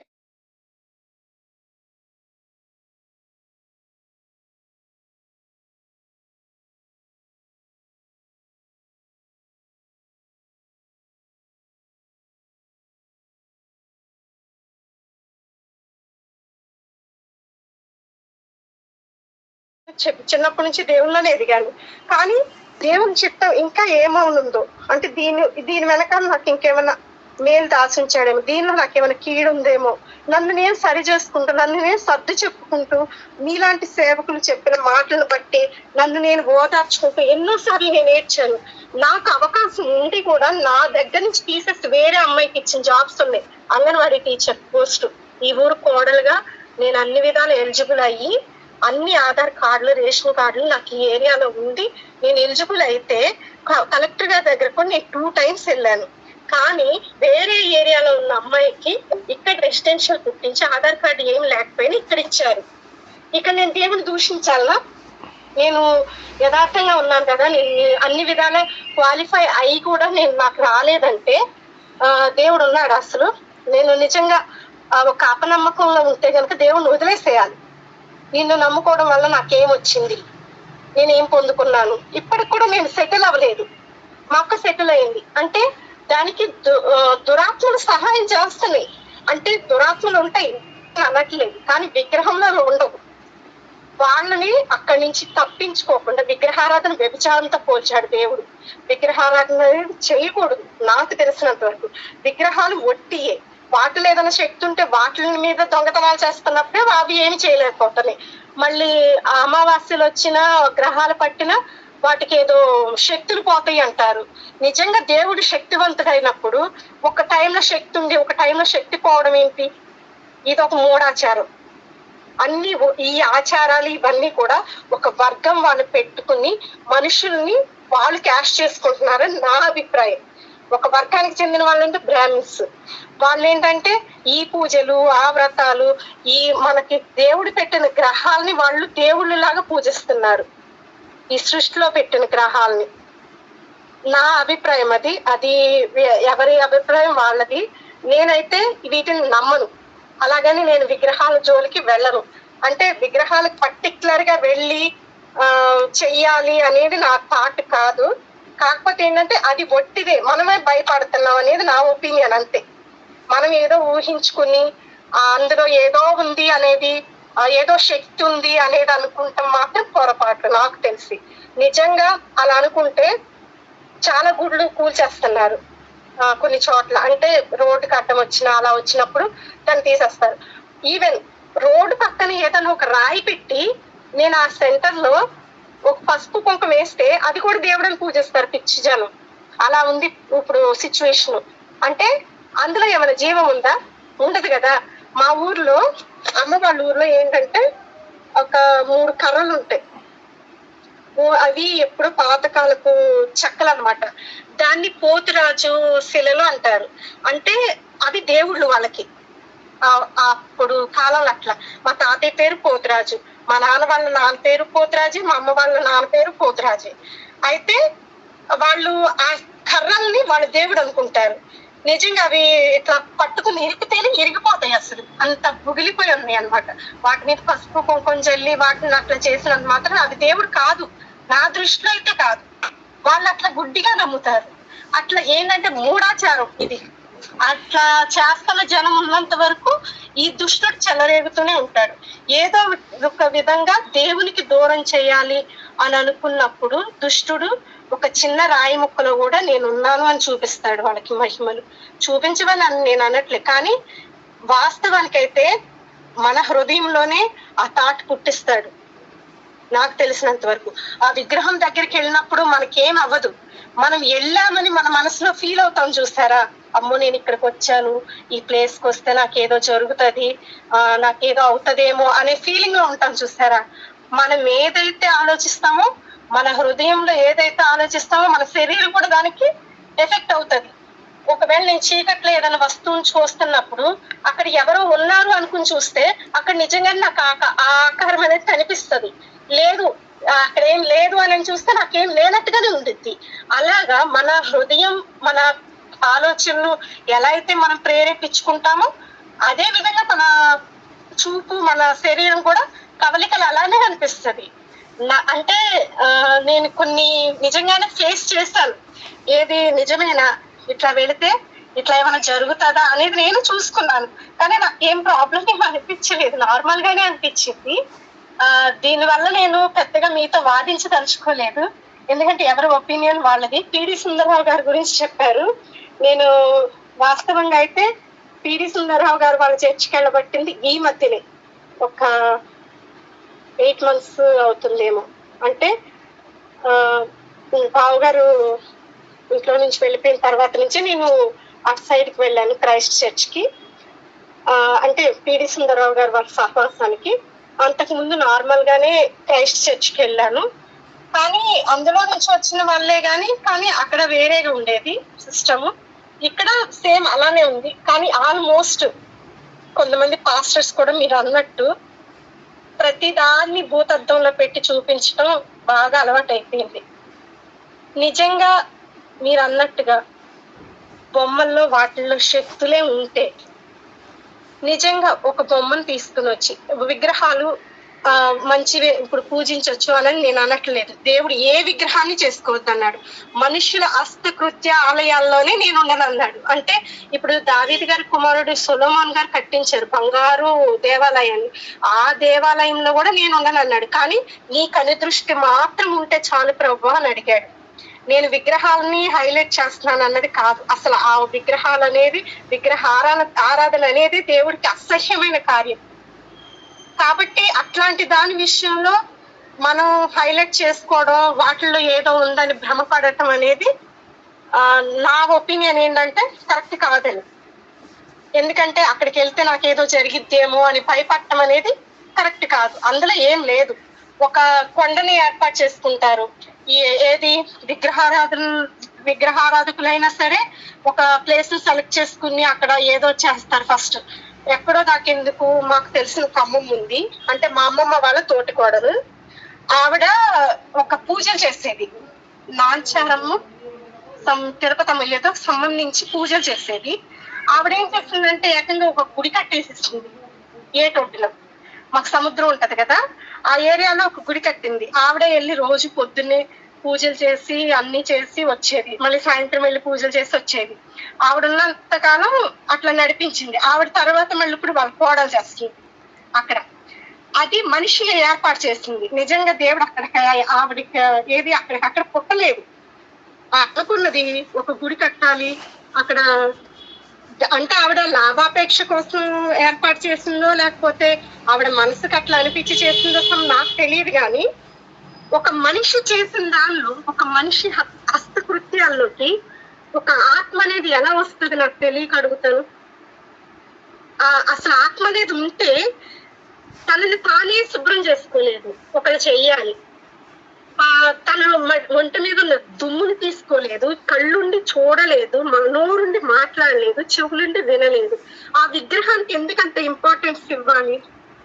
ఒక రాయికి మనం ఒక రాయిని ఒక బొమ్మగా చెక్కితే అది గుడిలో, ఒక విగ్రహం లాగా చెక్కితే అది గుడిలో ఉంటుంది. లేదా ఒక బండగా చేసి ఒక చెరువులో వేసి బట్టలు ఉతికితే అది బట్టలు ఉతికే బండ అవుతుంది. అది ఒక రాయికి మనం అట్లా చేసినంత మాత్రం దాంట్లోకి గుడిలో ఉన్న రాయికి శక్తి రాదు, చెరువులో ఉన్న బండకి ఏమి శక్తి లేకుండా పోదు. అది ఒక రాయి అన్నప్పుడు ఒక రాయిలానే ఉంటది. అది నా ఒపీనియన్. అది నేను దేన్నైనా అలానే ట్రీట్ చేస్తాను. ఎందుకంటే నేను హిందూ బ్యాక్గ్రౌండ్ లో నుంచే వచ్చాను. తెలియనప్పుడు నేను కూడా అట్లానే మొక్కాను, చేశాను, కాదని అనట్లేదు. అప్పుడు తెలియదు నాకు. కానీ ఒక సత్యాన్ని తెలుసుకుని సజీవమైన దేవుడు ఎవరు, ఆయన ఎలా ఉంటాడు, ఆయన ఆత్మగా ఉంటాడు. ఆయన ఆరాధించే వాళ్ళు ఆత్మతో సత్యంతోనే ఆరాధించాలి. అంతే తప్ప మనం దేవుడు మనుషులు చేసిన హస్తకృత్యాల్లో లేడు, నా ఒపీనియన్. దురాత్మలు అన్నబడినవి కూడా ఉన్నాయి, లేవని అనట్లేదు. కానీ అవి ఉన్నది కూడా మన హృదయాల మీదే పనిచేస్తాయి, విగ్రహాల్లో కాదు. ఇప్పుడు మనుషులు వెళ్తున్నారంటే వాళ్ళ మూర్ఖత్వం, అది వాళ్ళకి తెలియట్లా. ఏంటంటే అక్కడికి వెళ్తే నాకు ఇలా జరిగితే అలా జరిగిద్దని వాళ్ళు ఫీలింగ్. అట్లా అంటే నేను ఒక మక్కే ఉంది ఎగ్జాంపుల్. మక్కే ఏమన్నదంటే ఆ గుడికి వెళ్ళిన తర్వాత నాకు బాగుంది, నువ్వు కూడా వెళ్తే నీకు కూడా జరుగుతుంది అన్నది. నేను నమ్మను దాన్ని, ఎందుకంటే నేను వెళ్ళను, నాకు అవసరం లేదు. దేవుడు ఇవ్వాలనుకుంటే నాకు ఇస్తాడు, లేదు అనుకుంటే రాదు. నేను ఎక్కడికి వెళ్ళినా రాదు. అలాగని మా అక్కకి జరుగుతుందని అది ఒక 100 మందికి చెప్తారు. ఏది నాకు అక్కడికి వెళ్తే జరిగిందని వాళ్ళ ఫ్రెండ్స్ కూడా తీసుకుని వెళ్ళింది. వాళ్ళకు కూడా ఒక నమ్మకం లాగే ఏర్పడిపోయింది. అట్లా ఒకరి నుంచి ఒకరికి అట్లా పాస్ అయింది కాబట్టి అది ఫేమస్ అవుతుంది. అంతే తప్పితే అక్కడ ఏ శక్తి లేదు, మూఢ నమ్మకం అంతవరకు. ఓకే, మంచి విషయాలు చెప్పారు. మీరు అడిగిన డౌట్ అయితే ఫోటో ముందల ఏదైనా పెడితే అది తింటే అది ఏమి పాపమేం కాదు, తినచ్చు, అది ఏమి తప్పేం కాదు. అయితే ఇప్పుడు మీరు విగ్రహంలో ఏమీ లేదు అని అంటున్నారు కదా, ఇప్పుడు నేను దీన్ని కూడా సాగనిస్తలేదు, అది మళ్ళీ అవుతుంది. ఇక్కడ వరంగల్ నల్గొండ దగ్గర ఒక ప్రాంతం ఉంటుంది, అక్కడ ఓన్లీ రాయే ఉంటుంది. ఆ ఊరు మొత్తంలో ఎవ్వరు కూడా డోర్స్కి లాక్ వేయరు, దొంగతనాలు కూడా జరగవు. నేను అది ఒకసారి వీడియో పెడతాను, ఎప్పుడన్నా వినండి. ఆ గుడికి ఓన్లీ పురుషులే వెళ్ళి పూజ చేసి వస్తారు. అది ఊరి అవతల బయట ఉంటుంది. ఆ రాయిని తీసుకొని పోదామంటే కూడా ఊరి పొలిమర దాటే వరకు ఆ రాయి మాయమైపోయి మళ్ళీ ఆడికే వచ్చేస్తుంది. కొంతమంది ఏమో ఎవరైనా దొంగతనం చేస్తే కూడా ఊరి పొలిమరు దగ్గరికే వాళ్ళు రక్తం కక్కి వాళ్ళు తప్పును ఒప్పుకుంటారు. ఆ ఊర్లో పోయి మనం చూస్తే కూడా ఈవెన్ దో అల్మారీ కూడా లాక్ లేయరు, మామూలుగా డోర్లు కూడా లాక్ లేయరు, జస్ట్ ఏదో మామూలుగా డోర్ కట్టన్ లెక్క అట్లా ఉంటుంది. ఆ విగ్రహంలో అయితే అవి శక్తులు ఉంటాయి. ఇప్పుడు వినాయకుడు పాలు తాగుతున్నాడు అని చెప్తున్నారు. వినాయక చవితి చాలామంది చెప్తారు ఇట్లా అనగా పాలు పోతుందని. ఇప్పుడు దాంట్లో పవర్ అనేది రాకపోతే ఆ పాలు ఎట్లా తాగుతున్నారు? సరే, ఇప్పుడు ఇవన్నీ చెప్తలేనాక అది మీ ఒపీనియన్. విగ్రహంలో మీరు చెప్పింది అయితే కరెక్టే, విగ్రహంలో ఏది లేదు. కానీ సైతాన్ శక్తి అయితే విగ్రహమే కాదు, వైన్ షాప్లో కూడా ఉంటుంది. సైతాన్కి పలానా విగ్రహమే అవసరం లేదు, వైన్ షాప్లో ఉంటుంది, సినిమా థియేటర్లో ఉంటుంది, ఈవెన్ దో హాస్పిటల్స్లో కూడా ఉంటుంది. ఇన్ని చోట్లలో ఉన్న సైతాన్ శక్తులు మందిరాల్లో కూడా ఉంటాయి, గుడ్లలో కూడా ఉంటాయి. వాళ్ళకి అద్భుతాలు జరుగుతూ ఉంటాయి, స్వస్థతలు జరుగుతూ ఉంటాయి. అది జనాలు పోవటం కాదు. ఇప్పుడు ఏలూరు దగ్గరలో పాదాలమ్మ గుడి అని చెప్పి ఒక గుడి ఉంటుంది, పాదాలమ్మ గుడి అని. ఏలూరు మళ్ళీ తాడేపల్లిగూడెంలో చాలా పెద్ద గుడి ఉంటుంది. ఆ గుడి స్టోరీ ఏంది అని అంటే, ఆ దేవత వచ్చి చెప్పింది, నువ్వు పలానా దగ్గర పో, నువ్వు తవ్వు, నా విగ్రహం బయటికి వస్తుందని. నిజంగానే ఆ వ్యక్తి తవ్వినప్పుడు ఆ విగ్రహం బయటకు వచ్చింది. దాన్ని పెట్టారు, పెద్ద దేవుణ్ణి దేవతగా చేసేసారు అక్కడ. అసలు ఏమీ శక్తి లేనప్పుడు అక్కడ ఆ విగ్రహం అనేది ఎలా వెలిసింది, ఎలా బయటకు వచ్చింది? ఈవెన్ దో మనము చెన్నైకి వేలంగి మాత దగ్గర కూడా వెళ్తే అక్కడ కూడా మరియమ్మ అని చెప్తారు. ఆమెను ఫాతిమా అంటారు, వేలంగి మాత అంటారు, మరియమ్మ అంటారు, రకరకాల పేర్లతో పిలుస్తారు. ఆమె కొంతమందికి దర్శనం ఇచ్చి ఇక్కడ గుడి కట్టండి మీకు మంచిగా అవుతుందని చెప్పారు. గుడి కట్టారు, అక్కడ మంచిగానే అవుతుంది. చాలామంది మన క్యాథలిక్స్ వెళ్ళి ఆడ తలలీలాలు ఇచ్చి వస్తారు. వాళ్ళు అక్కడ ప్రేయర్స్ చేస్తే కూడా అవుతూ ఉంటుంది. పిల్లలు లేని వాళ్ళకు కూడా పిల్లలు పుడుతూ ఉంటారు.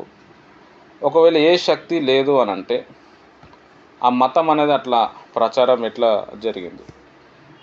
అంటే నేను చెప్పే ఒపీనియన్ ఏంది అని అంటే, ఇప్పుడు ఒక హిందువులకి అసలు విగ్రహంలో ఏమీ లేదు అంటే మరి మనం ఏం సువార్త చెప్పచ్చు? మీరైతే ఏం చెప్తారు? ఇప్పుడు మీరు అంటున్న విగ్రహంలో ఏమీ లేదు అంటున్నారు. ఏమీ లేనప్పుడు పూజ చేస్తున్నప్పుడు ఏం తప్పు ఉన్నది? మీరు ఇప్పుడు ఒక హిందువు ఉన్నాడు, హిందువుకి మీరు ఎలా సువార్త చెప్తారు? మీ ఫార్మల్లో ఒకసారి చెప్పండి. నేను అదే బ్రదర్ ఇందాక చెప్పింది, దేవుడు ఆత్మయ్య ఉన్నాడు, మనుష్యుల హస్తకృత్యాల్లో నేను లేను అని కరాఖండిగా బైబిల్ సెలవిస్తుంది. అలాంటప్పుడు అట్లన్నప్పుడు విగ్రహార్థన చేస్తే కూడా ఏం లేదు కదా అక్క. ఇప్పుడు విగ్రహార్థన ఏం లేదని అంటున్నారు, అది కూడా దాన్ని కూడా అట్లా రెండు మాట్లాడుతున్నారు మీరు. విగ్రహంలో ఏం లేదా, ఇప్పుడు విగ్రహంలో ఏమీ లేనప్పుడు విగ్రహం చేసినా కూడా చేయకపోయినా ఒకటే కదా. కాదు బ్రదర్, నేను చెప్పేది ఒకసారి వినండి. ఇజ్రాయెల్ ప్రజలకి ఐగుప్తు దేశంలో విగ్రహాలను పూజిస్తారు, వాళ్ళు విగ్రహారాధన బాగా చేస్తారు. ఆ దేశం నుంచి తన ప్రజలను తీసుకుని వచ్చేటప్పుడు అనేక దేశాలను దాటుకుంటూ వచ్చారు. వాళ్ళల్లో ఇజ్రాయెల్ ప్రజలు కొంతమంది ఇతర దేవతలకి వాళ్ళు పూజించి వాళ్ళు చేసే ఆచారాలు చేసి చాలా మంది చనిపోయారు, దేవుని ఉగ్రతకి వాళ్ళు గురై. అట్లా జరిగినాయి పాత నిబంధన గ్రంథంలో. దేవుడు ఏమని చెప్పాడంటే, వాళ్ళకు ఒక దేశాన్ని ఇచ్చేసాడు దేవుడు. మీరు అన్య దేశాల్లో నుంచి వచ్చారు కాబట్టి అక్కడున్న పద్ధతులు ఆచారాలు చెయ్యొద్దు. వాళ్ళు విగ్రహాలకి ఏది చేసుకుని వాళ్ళు మొక్కుతున్నారు. వాళ్ళు దూడం చేసుకుని వాళ్ళ ముందు నడిపిస్తున్న టైంలో కూడా దేవుడు, నేను నా పోలిక చొప్పున మిమ్మల్ని తయారు చేస్తే మీరు గడ్డి మేసే ఎద్దు రూపమునకు నన్ను మార్చారా అని చెప్పేసి దేవుడు బాధపడి వాళ్ళని చాలా మందిని హతం చేశాడు. అక్కడ దేవుని ఉగ్రత అక్కడ దిగింది. అంటే దేవునికి అసహ్యమైన కార్యం ఏదైనా ఉందంటే విగ్రహారాధన. అది తెలియని కొంత జనాంగం ఆ విగ్రహాలకి పిల్లల్ని బలిగా అర్పించేసేసేవాళ్ళు, మంటల్లో వేసేసేవాళ్ళు.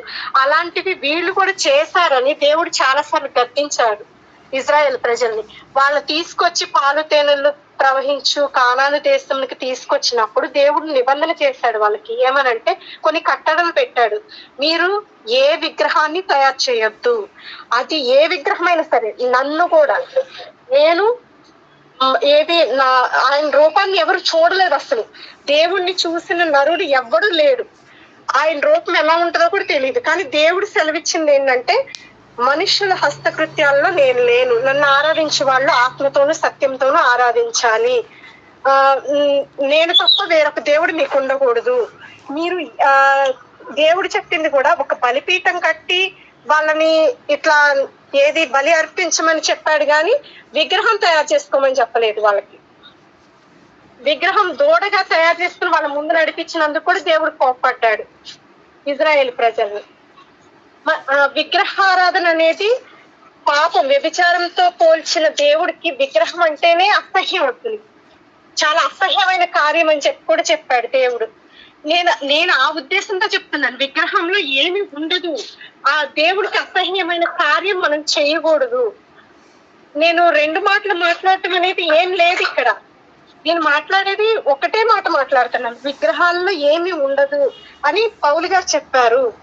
అలాగే దేవుడు కూడా ఏమన్నాడంటే, మనుషుల హస్తకృత్యాల్లో నేను లేను, నేను ఒక ఎద్దుని కాదు, ఒక పాముని కాదు, జంతువుల రూపంలో నేను ఉండను అని చెప్పాడు. నన్ను ఆరాధించే వాళ్ళు ఆత్మతో సత్యంతో ఆరాధించమన్నాడు. ఇజ్రాయేల్ ప్రజలకు కూడా చెప్పింది ఏంటంటే, మీరు విగ్రహాలు చేసుకోవద్దు, ఈ దేశాన్ని మీకు ఇచ్చేసాను, మీరు అందరికంటే సపరేట్ గా బ్రతకండి అని కొన్ని మోషే గారి ద్వారా కొన్ని వాళ్ళకి నిబంధనలు పెట్టాడు ప్రజలకి. అలా వాళ్ళు సపరేట్ చేసి దేవుడు మీరు ఇలానే ఉండండి, ఇలానే ఆరాధించండి నన్ను అని కొన్ని ఆంక్షలు పెట్టాడు. అంటే ఓకే ఓకే అక్క, అవన్నీ నాకు తెలుసు అక్క. ఇప్పుడు మీరు ఏమంటారు, విగ్రహంలో ఏం లేదంటున్నారు, అంతే కదా? ఇక్కడ పౌలు గారు చెప్తున్నారు కదా, నేను చెప్పేది వినండి అక్క. ఇప్పుడు అది చాలా ఇప్పుడు ఈ రాత్రి కూడా తెగదు. మీరు విగ్రహంలో ఏం లేదంటున్నారు, ఓకే, నేను దాన్ని కూడా ఓకే చెప్తున్నా, లేదు ఏం లేదు దాంట్లో ఏం లేదు, వదిలేసేయండి. దాన్ని అంతసేపు చెప్పటం అవసరం లేదు. విగ్రహంలో ఏమీ లేదు, ఖతం అయిపోయింది. ప్రసాదం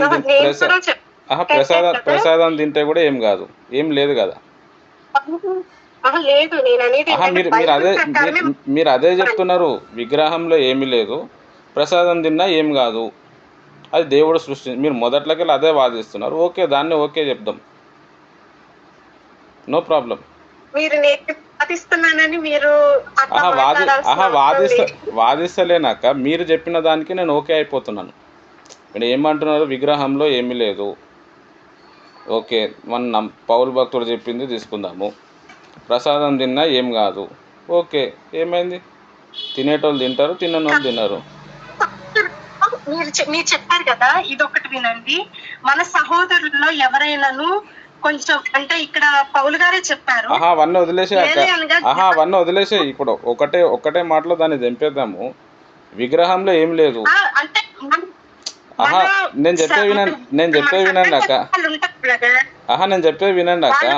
2 రోజుల నుంచి ఇదే నడుస్తుంది. ఇప్పుడు మనం ఒక తాటికి వచ్చేద్దాము. నీ మాట కాదు, నా మాట కాదు, విగ్రహంలో ఏం లేదు, ప్రసాదం తినచ్చు, అదే కదా. ఏం ఇప్పుడు మీరు మరి అదే ఇప్పుడు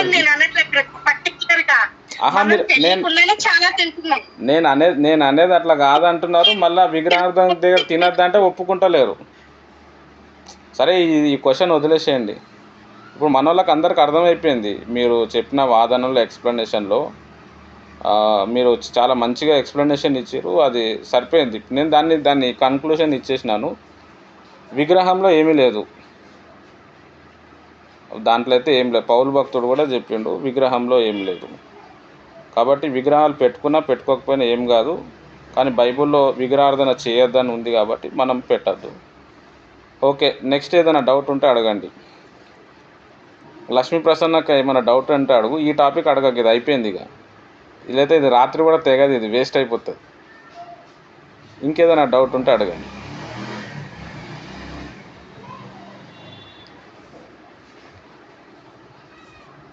నేను ఇంకెప్పుడు ఏం మాట్లాడలేదు.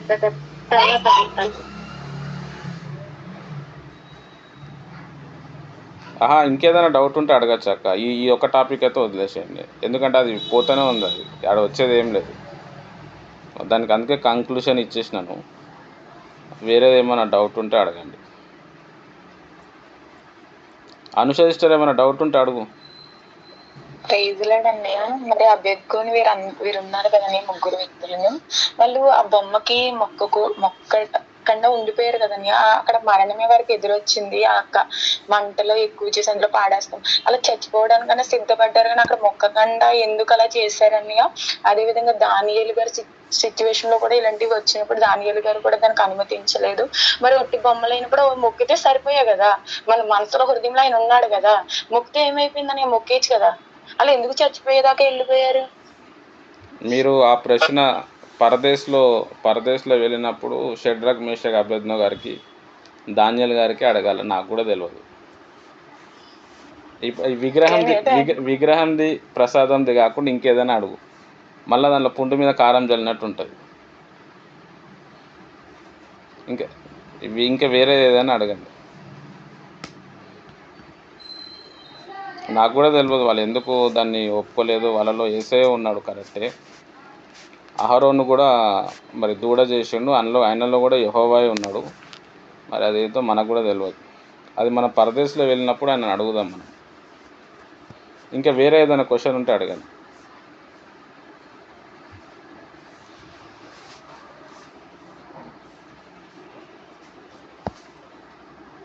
క్రైస్తవులుగా మనం పాత నిబంధన ఫాలో అవ్వాలా లేకపోతే క్రొత్త నిబంధనని ఫాలో అవ్వాలా?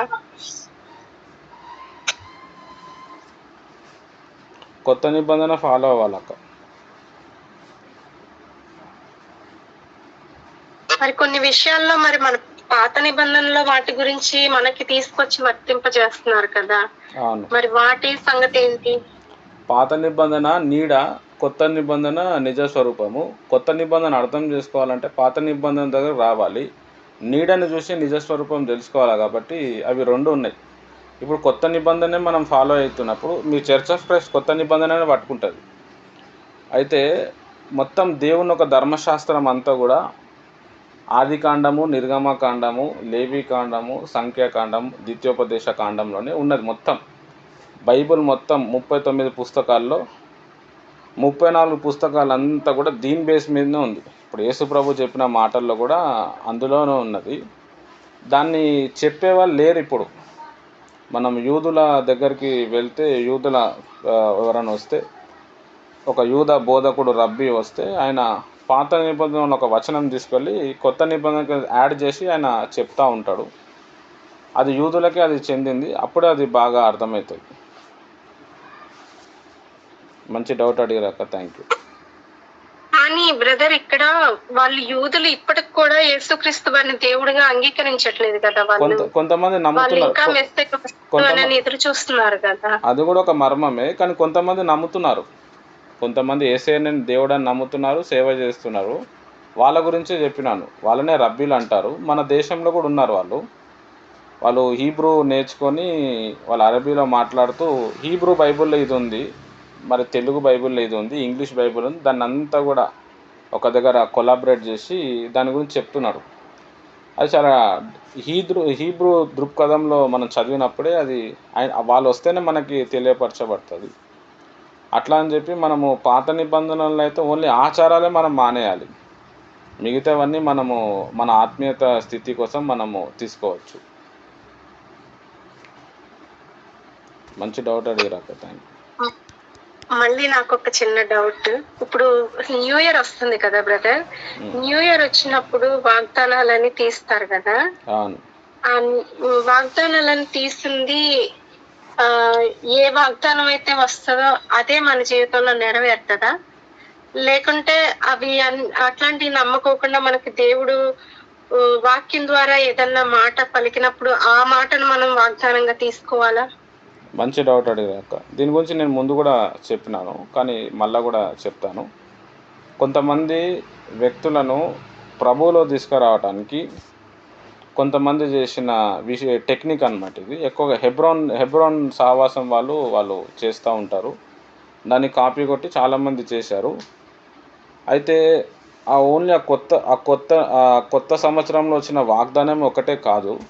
బైబిల్ మనం చదువుతూ ఉంటే బైబిల్లో చాలా వాగ్దానాలు ఉన్నాయి. దాదాపుగా 8,000 వాగ్దానాలు ఏమో ఉన్నాయి.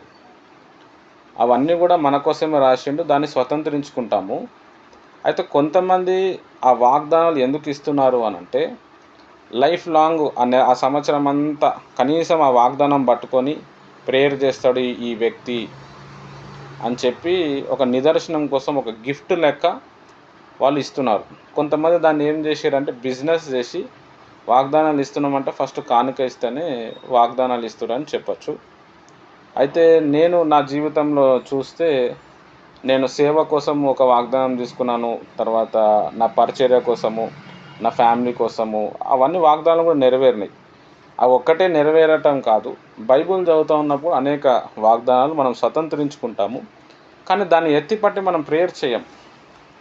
ఆ ఎత్తిపట్టి ప్రేయర్ చేయటానికి వాళ్ళు వాగ్దానాలు ఇచ్చారు.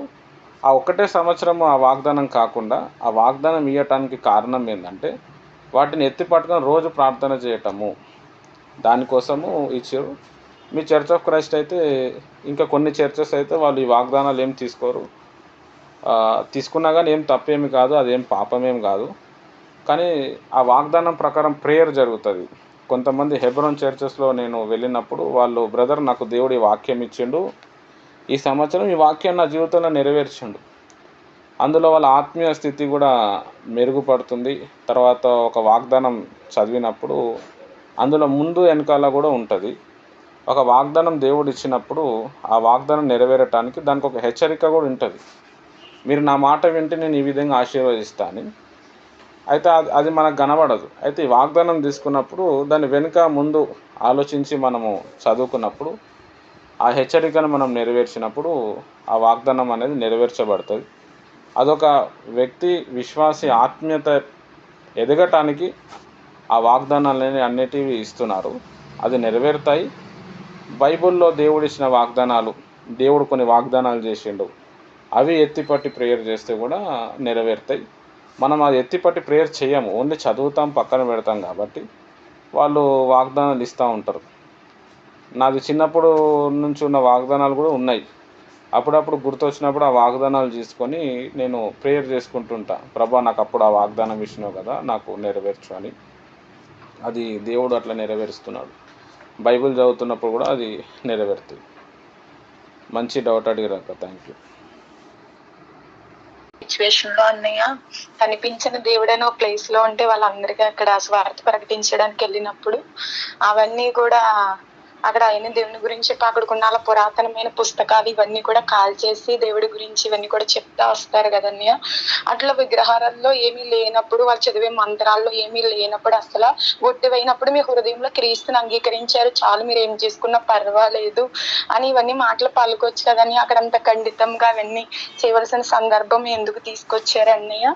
అదే విధంగా కొన్ని అద్భుతాలు చేసినప్పుడు వారికి దండలు వేయడానికి వచ్చినప్పుడు వేయనివారు, వాళ్ళ చేత రాళ్ళతో కొట్టుకుని వారి బట్టలు చింపేసుకుంటారు, కానీ మనుషులను ఎక్కడ మొక్కడానికి కానీ చేయడానికి కానీ వాళ్ళు అనుమతించరు. మరి ఆ చనిపోయిన వాళ్ళ దగ్గర పెట్టిన తినేయచ్చు అని మీరు అలా చెప్తున్నారన్నయ్య. అంటే ఒక బొమ్మకి దండ వేసి అక్కడ పెట్టిన తినడం మంచిదా అన్నయ్య? అంటే అక్కడ వాళ్ళు మొక్కడానికి కానీ మమ్మల్ని దేవుళ్ళు చేయడానికి కానీ అలా అనుమతించలేదు కదండి. సరే సిస్టర్, మీరు అడిగిన దానికి సగమే చెప్తా ఆన్సర్, మళ్ళీ అది అటే పోతుంది బండి. ఫస్ట్ పౌలు భక్తుడు ఏథెన్స్ అనే ప్రాంతానికి వెళ్ళినప్పుడు మనుషుల కంటే ఎక్కువ గుళ్ళే ఉంటాయి ఆడ. వీళ్ళకి ఎలా సువార్త చెప్పాలా, ఎలా వాక్యం చెప్తా ఉన్నప్పుడు అక్కడ ఒకటి కనిపిస్తుంది, కనిపించని దేవుని బలిపీఠము అని. కనిపించని దేవుని బలిపీఠం అని కనిపించగానే దాన్ని పట్టుకొని కనిపించని దేవుడు ఎవరో కాదని ఆయన యేసు ప్రభు కోసం ఆయన చెప్తాడు. అక్కడ అట్లా సువార్త ప్రకటించిండు. అయితే మీరు ఇలా చెప్పచ్చు కదా అన్నారు కదా, దానికి ఆన్సర్ ఏంది అంటే మీరు పరదేశ్లో పౌలు భక్తుని అడగాల. ఎందుకంటే నేను కూడా చెప్పలేను అవి, నాకు తెలుగు. ఇప్పుడు నేను చెప్తాను కానీ అది మళ్ళీ కాంప్లికేటెడ్ అవుతుంది. కాబట్టి స్తోత్రం. ఇంకేదన్నా వేరేది ఏదన్నా అడగండి. శాతం పాత నిబంధన గ్రంథంలో ఉన్న ఇజ్రాయేల్ ప్రజలకు ఇచ్చిన వాగ్దానాలని ఎక్కువగా ప్రింట్ చేయించి చర్చిలో ఇవ్వడం జరుగుతుంది కదా. అంటే నేను కూడా చిన్నప్పటి నుంచి మా చర్చిలో ఇచ్చినవి తీసుకున్నాను. నేను ఈ క్రైస్ట్ చర్చ్ కి సంబంధించిన వాళ్ళు ఇలా వాగ్దానాలు అనేది ఇవ్వరు. అయితే అవి ఇజ్రాయేల్ ప్రజలకి ఏ సందర్భంలో దేని గురించి దేవుడు ఇచ్చాడనేది గ్రహించుకోకుండా ఇప్పుడున్న పాస్టర్స్ కూడా కొంతమంది అవే వాగ్దానాల్ని మనకు కూడా ఇవ్వటానికి ప్రింట్ చేపిస్తున్నారు కదా. మరి అవి తీసుకున్నప్పుడు అంటే ఎవరికి ఏది వస్తుందో తెలీదు. అలాంటి సిచ్యువేషన్ లో మ్యారేజ్ కాని వ్యక్తి ఒక అమ్మాయికో లేకపోతే ఒక అబ్బాయికో, నీ సంతానం నేను వృద్ధి చేయిస్తాను, నువ్వు బహుజనులకు తండ్రిగా నియమింపబడదువు, నీ బిడ్డల్ని నేను దీవిస్తాను అని చెప్పేసి కొన్ని వాగ్దానాలు ఉన్నాయి కదా. అవి వాళ్ళకి ఎంతవరకు వర్తిస్తాయి ఆ వాగ్దానాలు? మంచి డౌట్ అడిగారు అక్క. ఈ డౌట్ ఎవరైనా అడిగితే బాగుండు అనుకుంటున్నాను. వాగ్దానాల గురించి నేను చెప్తాను. మనము ఆత్మీయ ఇజ్రాయెల్ అనమాట, ఆత్మీయ యూదులం అకార్డింగ్ టు యేసు ప్రభు వారు. యెహోవా దేవుడు ఏమని చెప్పిండంటే ఇర్మియా 31:31లో నేను కొత్త నిబంధన చేస్తా, పాత నిబంధన లెక్క ఉండదు, కొత్త నిబంధన చేస్తా అన్నాడు. అది ఇజ్రాయెల్ ప్రజలకి, యూదా ప్రజలకి చెప్పిండు. కానీ యేసు ప్రభు ద్వారా ఆ కొత్త నిబంధన మనకు కూడా వర్తిస్తుంది. యేసు ప్రభు ద్వారా మనం ఏమైపోయినామంటే ఇప్పుడు ఆత్మీయ ఇజ్రాయెల్ అయినాం. కాబట్టి ఆ వాగ్దానాలు, పాత నిబంధన వచనాలు అవి మనకు కూడా వర్తిస్తాయి. హెబ్రీయులకు రాసిన పత్రికలో మనం 11వ అధ్యాయము చదివితే అందులో ఎంతోమంది పరిశుద్ధుల గురించి, విశ్వాసాల వీరుల గురించి రాయబడ్డది. అట్లా రాసుకుంటూ మనము లేకుండా వాళ్ళు సంపూర్ణులు గారు అని చెప్పిండు. యూదులు కూడా ఎప్పుడు సంపూర్ణులు అవుతారు అని అంటే అన్యులైన అన్యజాతి ప్రజలు ఎవరైతే ప్రభువుల రక్షణలోనికి వచ్చారు కదా, వాళ్ళతో కలిసినప్పుడే వాళ్ళు సంపూర్ణతలోనికి వస్తారు. కాబట్టి అది ఆ వాగ్దానాలు, పాత నిబంధనలు ఉన్న వాగ్దానాలు కావచ్చు, కొత్త నిబంధనలు ఉన్న వాగ్దానాలు కావచ్చు, యేసు రక్తంలో మనం కడగబడ్డాము, యేసు ప్రభుని దేవుడిగా ఎవరైతే అంగీకరిస్తున్నారో వాళ్ళందరికీ కూడా అది వర్తిస్తుంది, అది పని జరుగుతుంది. ఇప్పుడు ఒక పెళ్లి కానీ ఒక వ్యక్తి ఉన్నాడు, ఆయనకి నీ సంతానాన్ని అభివృద్ధిలో నేను తీసుకొస్తా అని దేవుడు చెప్పిండు అన్నప్పుడు సంతానం అనేటివి 2 రకాలు ఉంటాయి. ఒకటేమో శారీరక సంతానం, ఇంకోటేమో ఆత్మీయ సంతానం. మన లోపల మన వంశం ఉంటుంది అన్నమాట. ఆ వ్యక్తి పెళ్ళే చేసుకోలేడు, బ్రహ్మచారిగానే ఉన్నాడు. బ్రహ్మచారిగా ఉన్నప్పుడు ఆయన సేవ చేస్తూ ఉన్నాడు, ఆయన ఆత్మీయ సంతానానికి అది వర్తిస్తుంది. ఇప్పుడు ఎగ్జాంపుల్, నాకు వాగ్దానం వచ్చింది, పాడైన పట్టణాలు నీ పిల్లలు కడతారు అని చెప్పి ఈ సంవత్సరం వచ్చింది. నా పిల్లలు ఎవరు అంటే ఈ కాన్ఫరెన్స్లో ఉన్న వాళ్ళ ఆత్మీయ పిల్లలు. వాళ్ళు ఆ పాడైన పట్టణాలు కట్టిర్రు. ఎట్లా అంటే చాలా దేశాల కోసం ప్రార్థన చేసినాం, చాలా పట్టణాల కోసం ప్రార్థన చేసినాం. ఆ ప్రార్థన పోయిన సంవత్సరం చేసినందుకు ఈ సంవత్సరంలో ఫలితం వచ్చింది. అట్లా వాగ్దానము నెరవేరే ఛాన్సెస్ ఉంటాయి. ఇదే అక్క ఈ యెషయా గ్రంథం 54వ అధ్యాయంలో చదివితే, పిల్లలు కనని దాన గొడ్రాల, సంసారి పిల్లల కంటే నీ పిల్లలు ఎక్కువ మంది ఉన్నారు అని యెషయా 54వ అధ్యాయం 1వ వచనంలో ఉంది. చాలామందికి ఆ వచనం అర్థం కాదు. ఆడ గొడ్రాలు అంటున్నాడు, సంసారి పిల్లల కంటే నీ పిల్లలు బయట ఎక్కువ ఉన్నారు అంటున్నాడు. ఎట్లా అవుతుంది? ఆత్మీయ పిల్లల గురించి అక్కడ దేవుడు మాట్లాడాడు. అట్లా మనము తీసుకోవచ్చు. తర్వాత కొన్ని వాగ్దానాలు మనము తీసుకున్నప్పుడు లేడీస్కి రావాల్సిన వాగ్దానం జెంట్స్కి వస్తాయి, జెంట్స్కి రావాల్సిన వాగ్దానం లేడీస్కి వస్తుంది కొన్ని సందర్భాల్లో. అంటే ఒక ఎగ్జాంపుల్, ఇప్పుడు ఒక లేడీ ఉంది, పోనీ మీరే ఉన్నారు, నా కుమారుడా నా ఉపదేశం వినుము అంటాడు. అది చూసినప్పుడు అరే నేను ఒక అమ్మాయిని కదా, నాకెందుకు కుమారుడు అన్నాడు అని అనిపిస్తుంది. దేవుని దృష్టిలో మనము చూస్తే దేవుడికి జెండర్ అనేది లేదు. మనకి పిల్లలు కలగాలి అని చెప్పి జెండరు పురుషుడు మగ వ్యక్తి, పురుషుడు స్త్రీ అని పెట్టిరు, కానీ దేవుని దృష్టిలో అది లేదు. జెండర్ ఫార్మేషన్ అనేది అది ఓన్లీ మనుషులకే ఇచ్చాడు, దేవదూతలకు లేవు, దయ్యాలు కూడా లేవు. దేవదూతలు ఉత్పత్తి గారు చచ్చిపోరు, దయ్యాలు కూడా సేమ్. నా కుమారుడా నా ఉపదేశం వినుము అని చెప్పి ఒక అమ్మాయికి కూడా చెప్తే కుమార్తెకి చెప్పినట్టే అది. ఎందుకంటే మనం యేసు రక్తంలో కడగబడ్డం, యేసు ప్రభు బిడ్డలమైన. అట్లా వాగ్దానంలో మనం దాన్ని అర్థం చేసుకొని మనం తీసుకోవచ్చు. ఒకవేళ మీరు అమ్మాయి అయినా కానీ నా కుమారుడాన్ని నేను బాగు చేస్తాను అన్నప్పుడు ఆ వాగ్దానం మన జీవితంలో నెరవేరుతుంది. నేను అమ్మాయిని కదా, అది కుమారుడికి రావాలి కదా, అది ఎందుకు నాకు నెరవేరుతుందంటే అది అక్కడ మ్యాటర్ కాదు. అది బైబిల్ వచనం ఉంది, దేవుడు మనం చూస్తున్నాడు. ఎందుకంటే మన లోపల ఉన్న ఆత్మ, మన శరీరానికి జెండర్ ఉంటుంది కానీ లోపల ఉన్న ఆత్మకి జెండర్ ఉండదు. న్యూట్రల్ జెండర్ అంటారు. ఇప్పుడు కొంతమంది మన సేవకులు ఉంటారు కదా, ఆడామే పట్టింది, సైతాన్లో ఆడామే పట్టింది ఆమెకి, లేకపోతే లంబాడి దయ్యం పట్టింది అంటారు కదా, అది ఫేక్ అన్నమాట. దయ్యాల్లో పురుషులు ఆడవాళ్ళు అనేది ఉండదు. ఎందుకంటే ఆత్మకి పురుషుడు స్త్రీ అనేది ఉండదు. ఇది యేసుప్రభు కూడా పెద్ద ఎక్స్ప్లెనేషన్ ఇచ్చిండు. యేసుప్రభుకి అడుగుతారు ఒక ఆమెను పెళ్లి చేసుకుని సార్, ఆయన చచ్చిపోయాడు. అలా తమ్ముని చేసుకుని ఆయన కూడా అట్లా 7 మందిని చేసుకుంది ఆమె, వాళ్ళందరూ చచ్చిపోయారు. దేవుని రాకడలో వచ్చినప్పుడు ఆమె ఎవరికి భార్యగా ఉంటుందని అడిగాడు. అప్పుడు యేసయ్య ఏమని చెప్పాడు? భూమి మీదనే భార్యాభర్తల సంబంధము, పరలోకంలో పోతే అదంతా ఉండదు అని చెప్పాడు. అంటే దీన్ని బట్టి మనం ఏం అర్థం చేసుకోవాలంటే స్త్రీలింగము పుర్లింగం అది మనలో ఉంటుంది కానీ దేవునిలో ఉండదు. అయితే ఇక్కడ వచ్చే మనకు ఒక మంచి డౌట్ ఏంటంటే, మరి అట్లన్నప్పుడు స్త్రీలు కూడా బాప్తిజం ఇవ్వచ్చు కదా, స్త్రీలు ఎందుకు బాప్తిజం ఇవ్వద్దు, దేవునికి అది లేదు కదా అని అనొచ్చు. ఇక్కడ మనం మళ్ళీ ఆ ఫార్మాట్లో వస్తే సంఘము స్త్రీకి సాదృశ్యం అన్నమాట, పురుషుడు యేసు ప్రభుకు సాదృశ్యం. కాబట్టి పరిచర్య ధర్మం చేసేటప్పుడు స్త్రీ యొక్క ప్రభు బల్ల ఇరవటము, తర్వాత బ్రెడిక్షన్ల ఆశీర్వాదం ఏదైతే ఉంటుందో ప్రభు అయిన యేసుక్రీస్తు కృప తన యొక్క పరిశుద్ధ ఇది చెప్పటము, బాప్తిజం ఇవ్వటం, పెండిలు చేయటం, ఇవి కాకుండా అన్నీ చేయొచ్చు ఆమె. అది పౌలు భక్తుడు చెప్పిండనమాట. కాబట్టి ఈ విధంగా మనము తీసుకోవచ్చు. వాగ్దానాల గురించి ఈ వివరణ, లేడీస్ గురించి ఈ వివరణ. మంచి డౌట్ అడిగిరాక థ్యాంక్ యూ. ఈ డౌట్ మీరు ఎవరికి అడిగినా వాళ్ళు డిస్టర్బ్ చేసేస్తారు మీకు. నేను ఈ డౌట్ గురించి చూసిన ఎవరైనా అడిగితే బాగుండని మీరు అడిగారు, థ్యాంక్ యూ. ఇందాక చెప్పిన టాపిక్ విగ్రహాల గురించి ప్రసాద్ కాకుండా ఏదైనా అడుగు. అన్నయ్య సియోను కుమార్తె అంటే మనమే అన్నయ్య, యెషయా గ్రంథంలో ఉంటది కదా అన్నయ్య, కాళ్ళ పట్టీలు, చంద్ర బింబములు, ఇవన్నీ కునుకుతా నడుస్తున్నావు, ఇవన్నీ కూడా గట్టిలో పెట్టు, నీ తలను బోడి చేస్తాను, నిన్ను అవమానపరుస్తాను, నీ విధంగా ఉంటాను దేవుడు మాట్లాడుకుంటా వస్తారు కదండి అలంకరణకి సంబంధించి.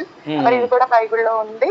అదే విధంగా యెహోషువ గ్రంథంలో ఇందులోనూ ఒక దేశం ఫామ్ అవ్వడానికి అక్కడ ఉన్న ఐగుప్తులో ఉన్న వస్తువులన్నీ తీసుకొచ్చి వాళ్ళు ధరించుకుంటే కూడా దేవుడు కోపగిస్తాడు, అక్కడ కోపంతో మాట్లాడతారు, మీరు అందరూ ఎందుకు ధరించుకున్నారని. ఇవన్నీ ఎందుకు మాట్లాడారని దేవుడు ఏమో మరి. దేవుడు అక్కడ వాళ్ళకి బంగారం ఎందుకు అడిగిండంటే, ఒక దేశం ఫామ్ అవ్వటానికి బంగారం అడిగిండు. ఆ బంగారం ద్వారా సోర్స్ ఉండాలి కదా, ఇన్కమ్ కావాలి కాబట్టి ఆ బంగారం తెచ్చారు. బైబిల్లో యెరూషలేము కుమార్తెలారా సియోను కుమారా అన్నారు కదా, అది యెరూషలేం పట్టణం గురించి, సియోనం పట్టణం గురించి మాట్లాడిండు. ఎందుకంటే దేవుడు భర్త అయి ఉన్నాడు. అక్కడ పట్టణం అంటే ఫిజికల్గా ఉన్న పట్టణం కాదు, అక్కడున్న మనుషులు. దేశం అంటే మట్టి కాదు, దేశం అంటే మనుషులు అన్న మాట ఎంత వాస్తవమో, దేవుడు కూడా ఒక పట్టణాన్ని అంటే ఆ పట్టణాన్ని చూస్తే ఆ పట్టణంలో ఉన్న మనుషుల్ని చూస్తున్నాడు.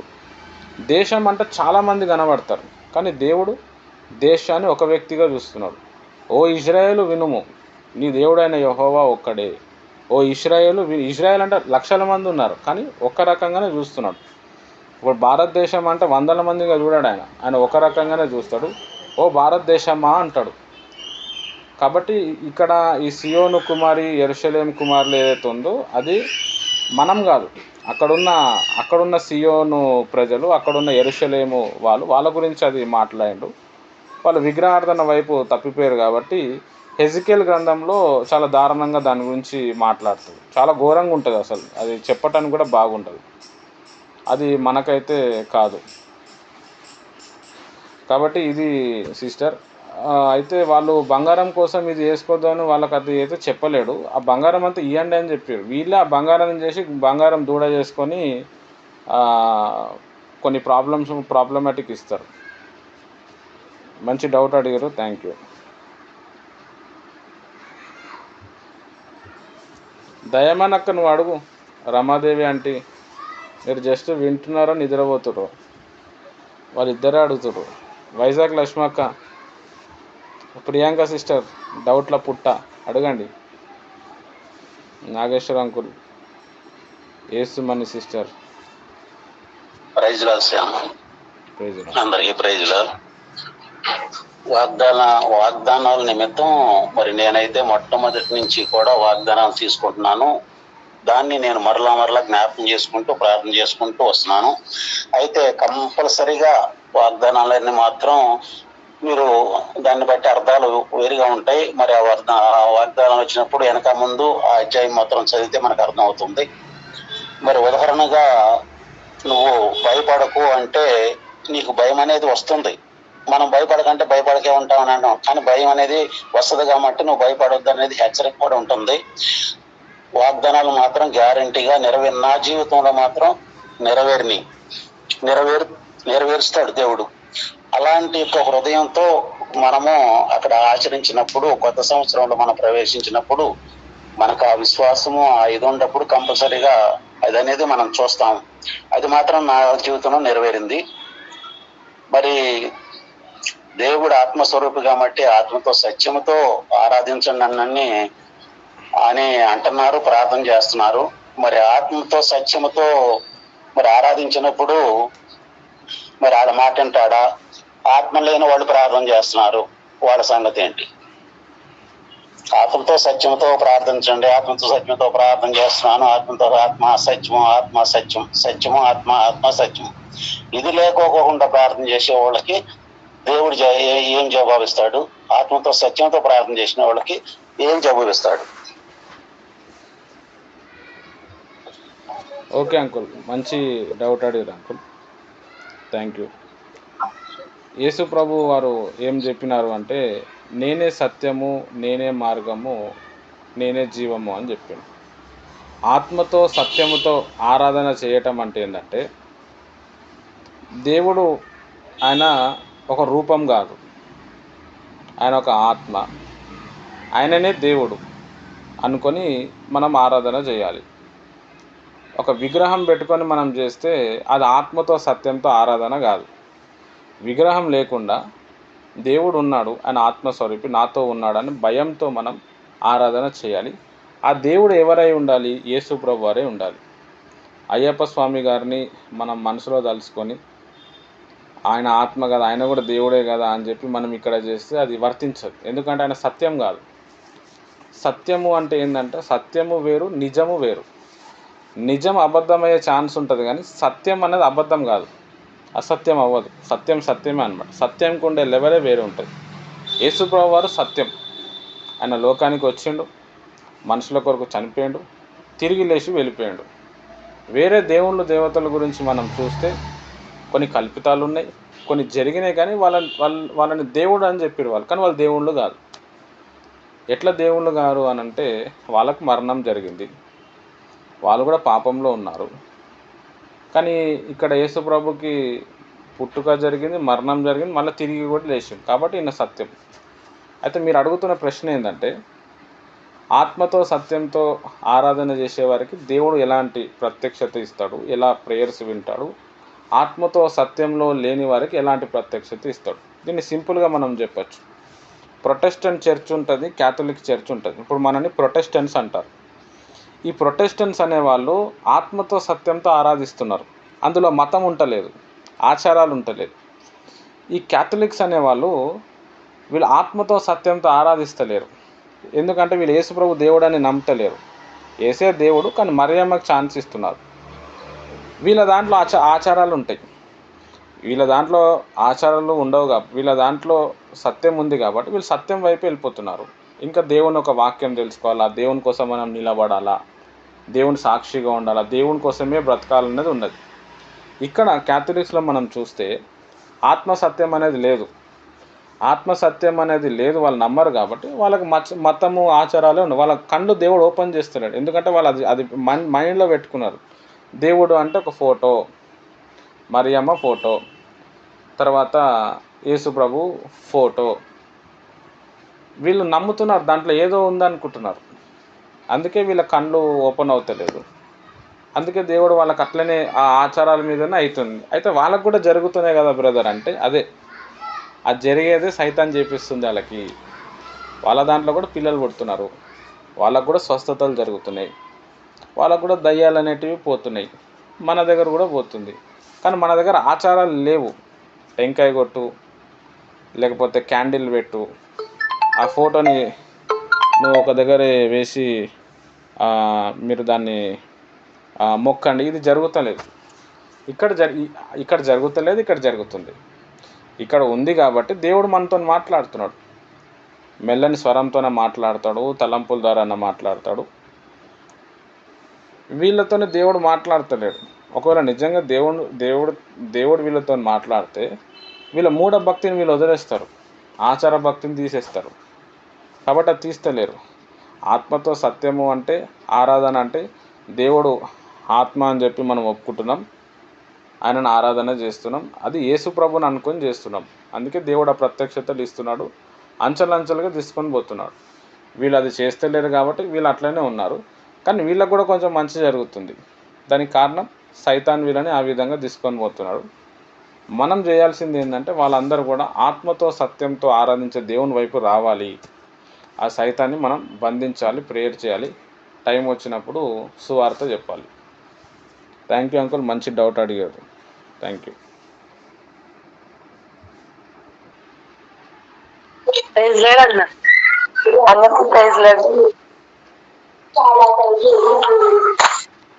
కొన్ని డౌట్స్ అడిగారు, అన్న బాగా క్లారిఫై చేశారు. వాగ్దానాలు అయితే మనం మార్నింగ్ వాగ్దానాలు చూసుకుంటే వాగ్దానాన్ని పట్టుకొని మనం ప్రేయర్ చేస్తే అది ఇప్పుడు కాకపోయినా కొన్ని సంవత్సరాలకైనా కన్ఫామ్ గా నెరవేరుతుంది. అది నేను చాలా సార్లు ఎక్స్పీరియన్స్ చేశాను. నాకు కూడా సెంటిమెంట్ ఎక్కువ ఫస్ట్ లేదు, కానీ వాగ్దానం చదువుకుంటాను, ఏదైనా ఒక వాగ్దానం.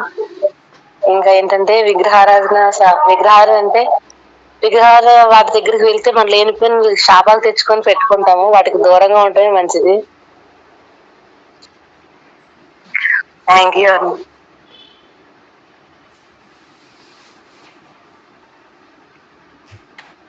ఓకే, అనుసరిస్తారు చెప్పండి. కట్టే కొట్టే అన్నయ్య, మీటింగ్ అంటే చాలా బాగా అనిపించింది అన్న, దేవునికి సంబంధించిన వాక్యం గురించి.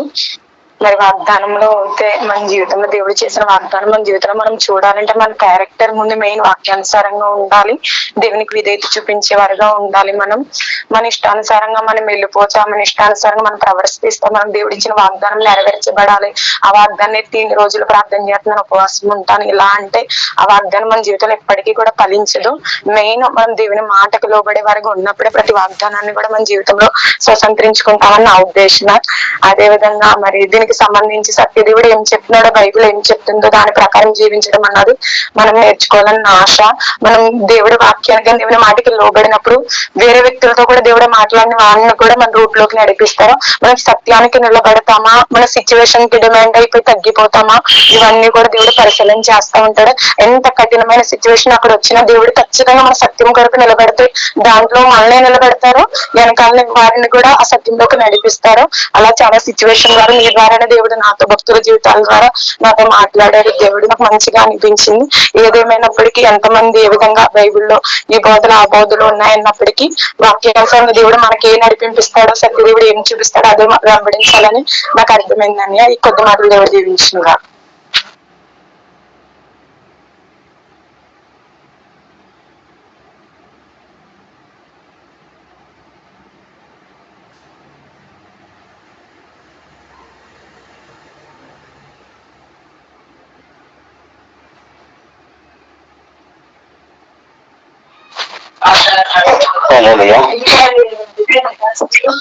రిసన్స్ అంటే ఆన్సర్స్ అనేవి మనకి ఉండాలి, ఉంటేనే చాలా మనకి ఉపయోగకరం అనేది ఇవాళ నేను గ్రహించాను. చాలా మంచిది. మరి ఎవరి అభిప్రాయాలు వాళ్ళు మరి వాక్యానుసారంగా కూడా మరి చెప్పడం అనేది జరిగింది, మంచిదే. కానీ అది గ్రహింపు అట్లా ఉండటం అంటే వాదోపవాదాలు జరిగినప్పుడు సారాంశం అనేది వచ్చింది. మరి ఆ విధంగా మరి చెప్పగలిగిన జవాబులను బట్టి దేవునికి స్తోత్రం. మరి ఈ విధంగా మరి మనకి అందరికి వినే వాళ్ళందరూ కూడా ఒక మంచి ప్రయోగాత్మకంగా ఉంటుంది. మరి అయితే ఏంటంటే క్వశ్చన్ అడిగే వాళ్ళు వరకు కూడా కొన్ని పర్సనల్ గా కొంచెం అడిగి తెలుసుకోవాల్సిన క్వశ్చన్స్ ఉంటాయి, అందరిలో అడగాల్సిన క్వశ్చన్స్ ఉంటాయి. అట్లాంటివి కొంచెం జాగ్రత్తగా మనం క్వశ్చన్ చేసినప్పుడు అడిగినప్పుడు కొంచెం ఎవరికి కూడా ఇబ్బందికరంగా ఉండదు, దాన్ని మనం గ్రహించైతే మంచిది. మరి దేవుని స్తోత్రం.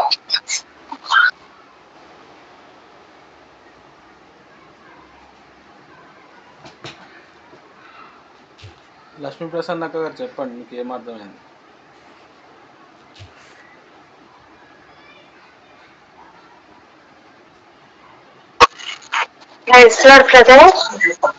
నాకేమర్థమైందంటే మనం ఈ బైబిల్లో నుంచి తెలుసుకోవాల్సింది చాలా ఉంది. అయితే నేను ఆలోచించేది కరెక్ట్ అనేది నేను అనుకోకూడదు, మీరు చెప్పేది కరెక్ట్ అని అలా అనుకోకూడదు. బైబిల్ ఏది చెప్తుంది, బైబిల్ మనకేం బోధిస్తుంది అని తెలుసుకుని ముందుకు నడవడానికి ఒకరికొకరు చెప్పుకుంటూ ఒక సత్యాన్ని తెలుసుకుని దేవుల్లో నమ్మకంగా నిలబడాలని, దేవుల్లో ఎలా ముందుకు వెళ్ళాలి, మనం ఏ విషయాలు మన దేవుడు మనతో మాట్లాడుతున్నాడని గ్రహించుకోవాలి అనేది నేను తెలుసుకున్నాను. ఇట్లా క్వశ్చన్ అండ్ ఆన్సర్స్ అవర్స్ ఉండడం మంచిదే. ఎందుకంటే నాలాంటి డౌట్స్ చాలా మందికి ఉంటాయి.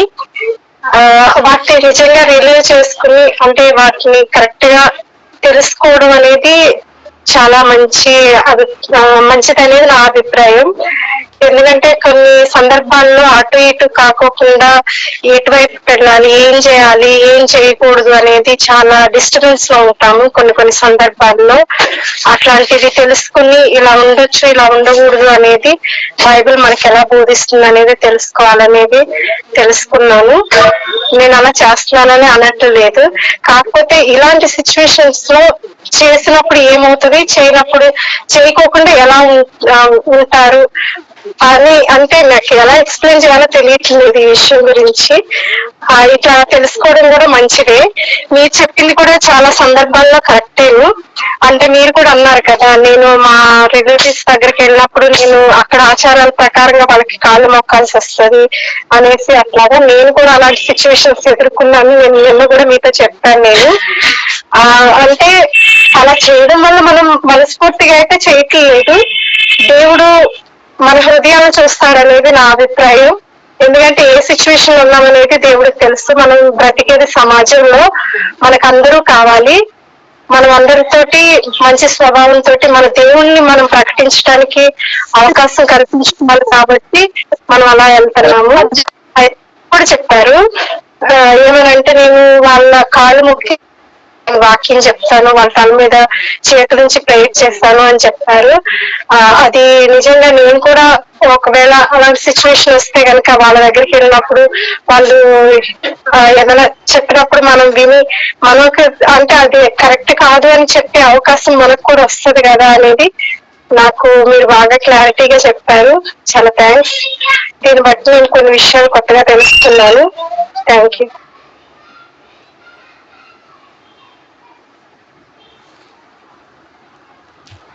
ఓకే అక్క, థ్యాంక్ యూ. యేసుమణి సిస్టర్,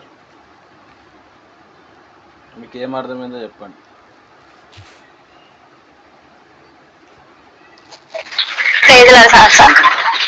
అంటే ప్రశ్నలు అయితే చాలా బాగా చెప్పారు సాంసన్, బాగున్నాయి. మంచి డౌట్లు అడిగింది సిస్టర్ అయితే. మరి ఆ సిస్టర్ డౌట్లు మీరు క్లియర్ చేశారు.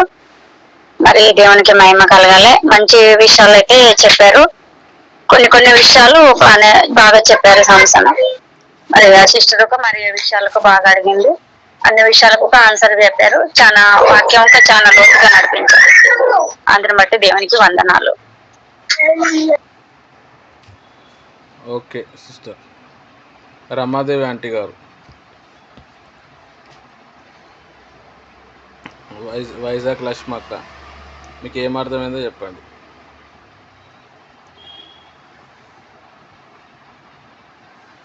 Vizag Lakshmakka, praise the lord.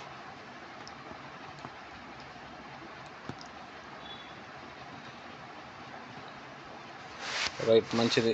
కోట వీధి కనకక్క, మీకు ఏమైనా అర్థమైతే చెప్పండి. రైట్, మంచిది. నేను చివరి ప్రార్థన చేశానా?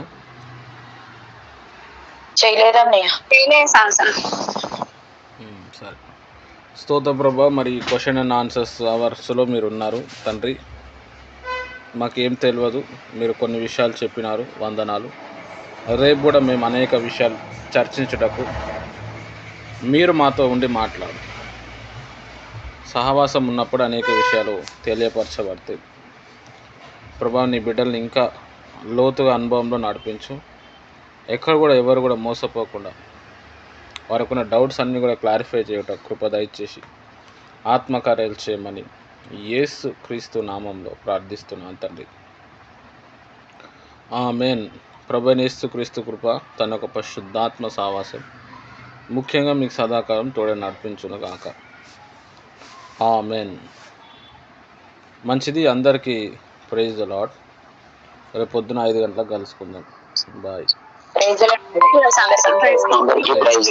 Praise the Lord.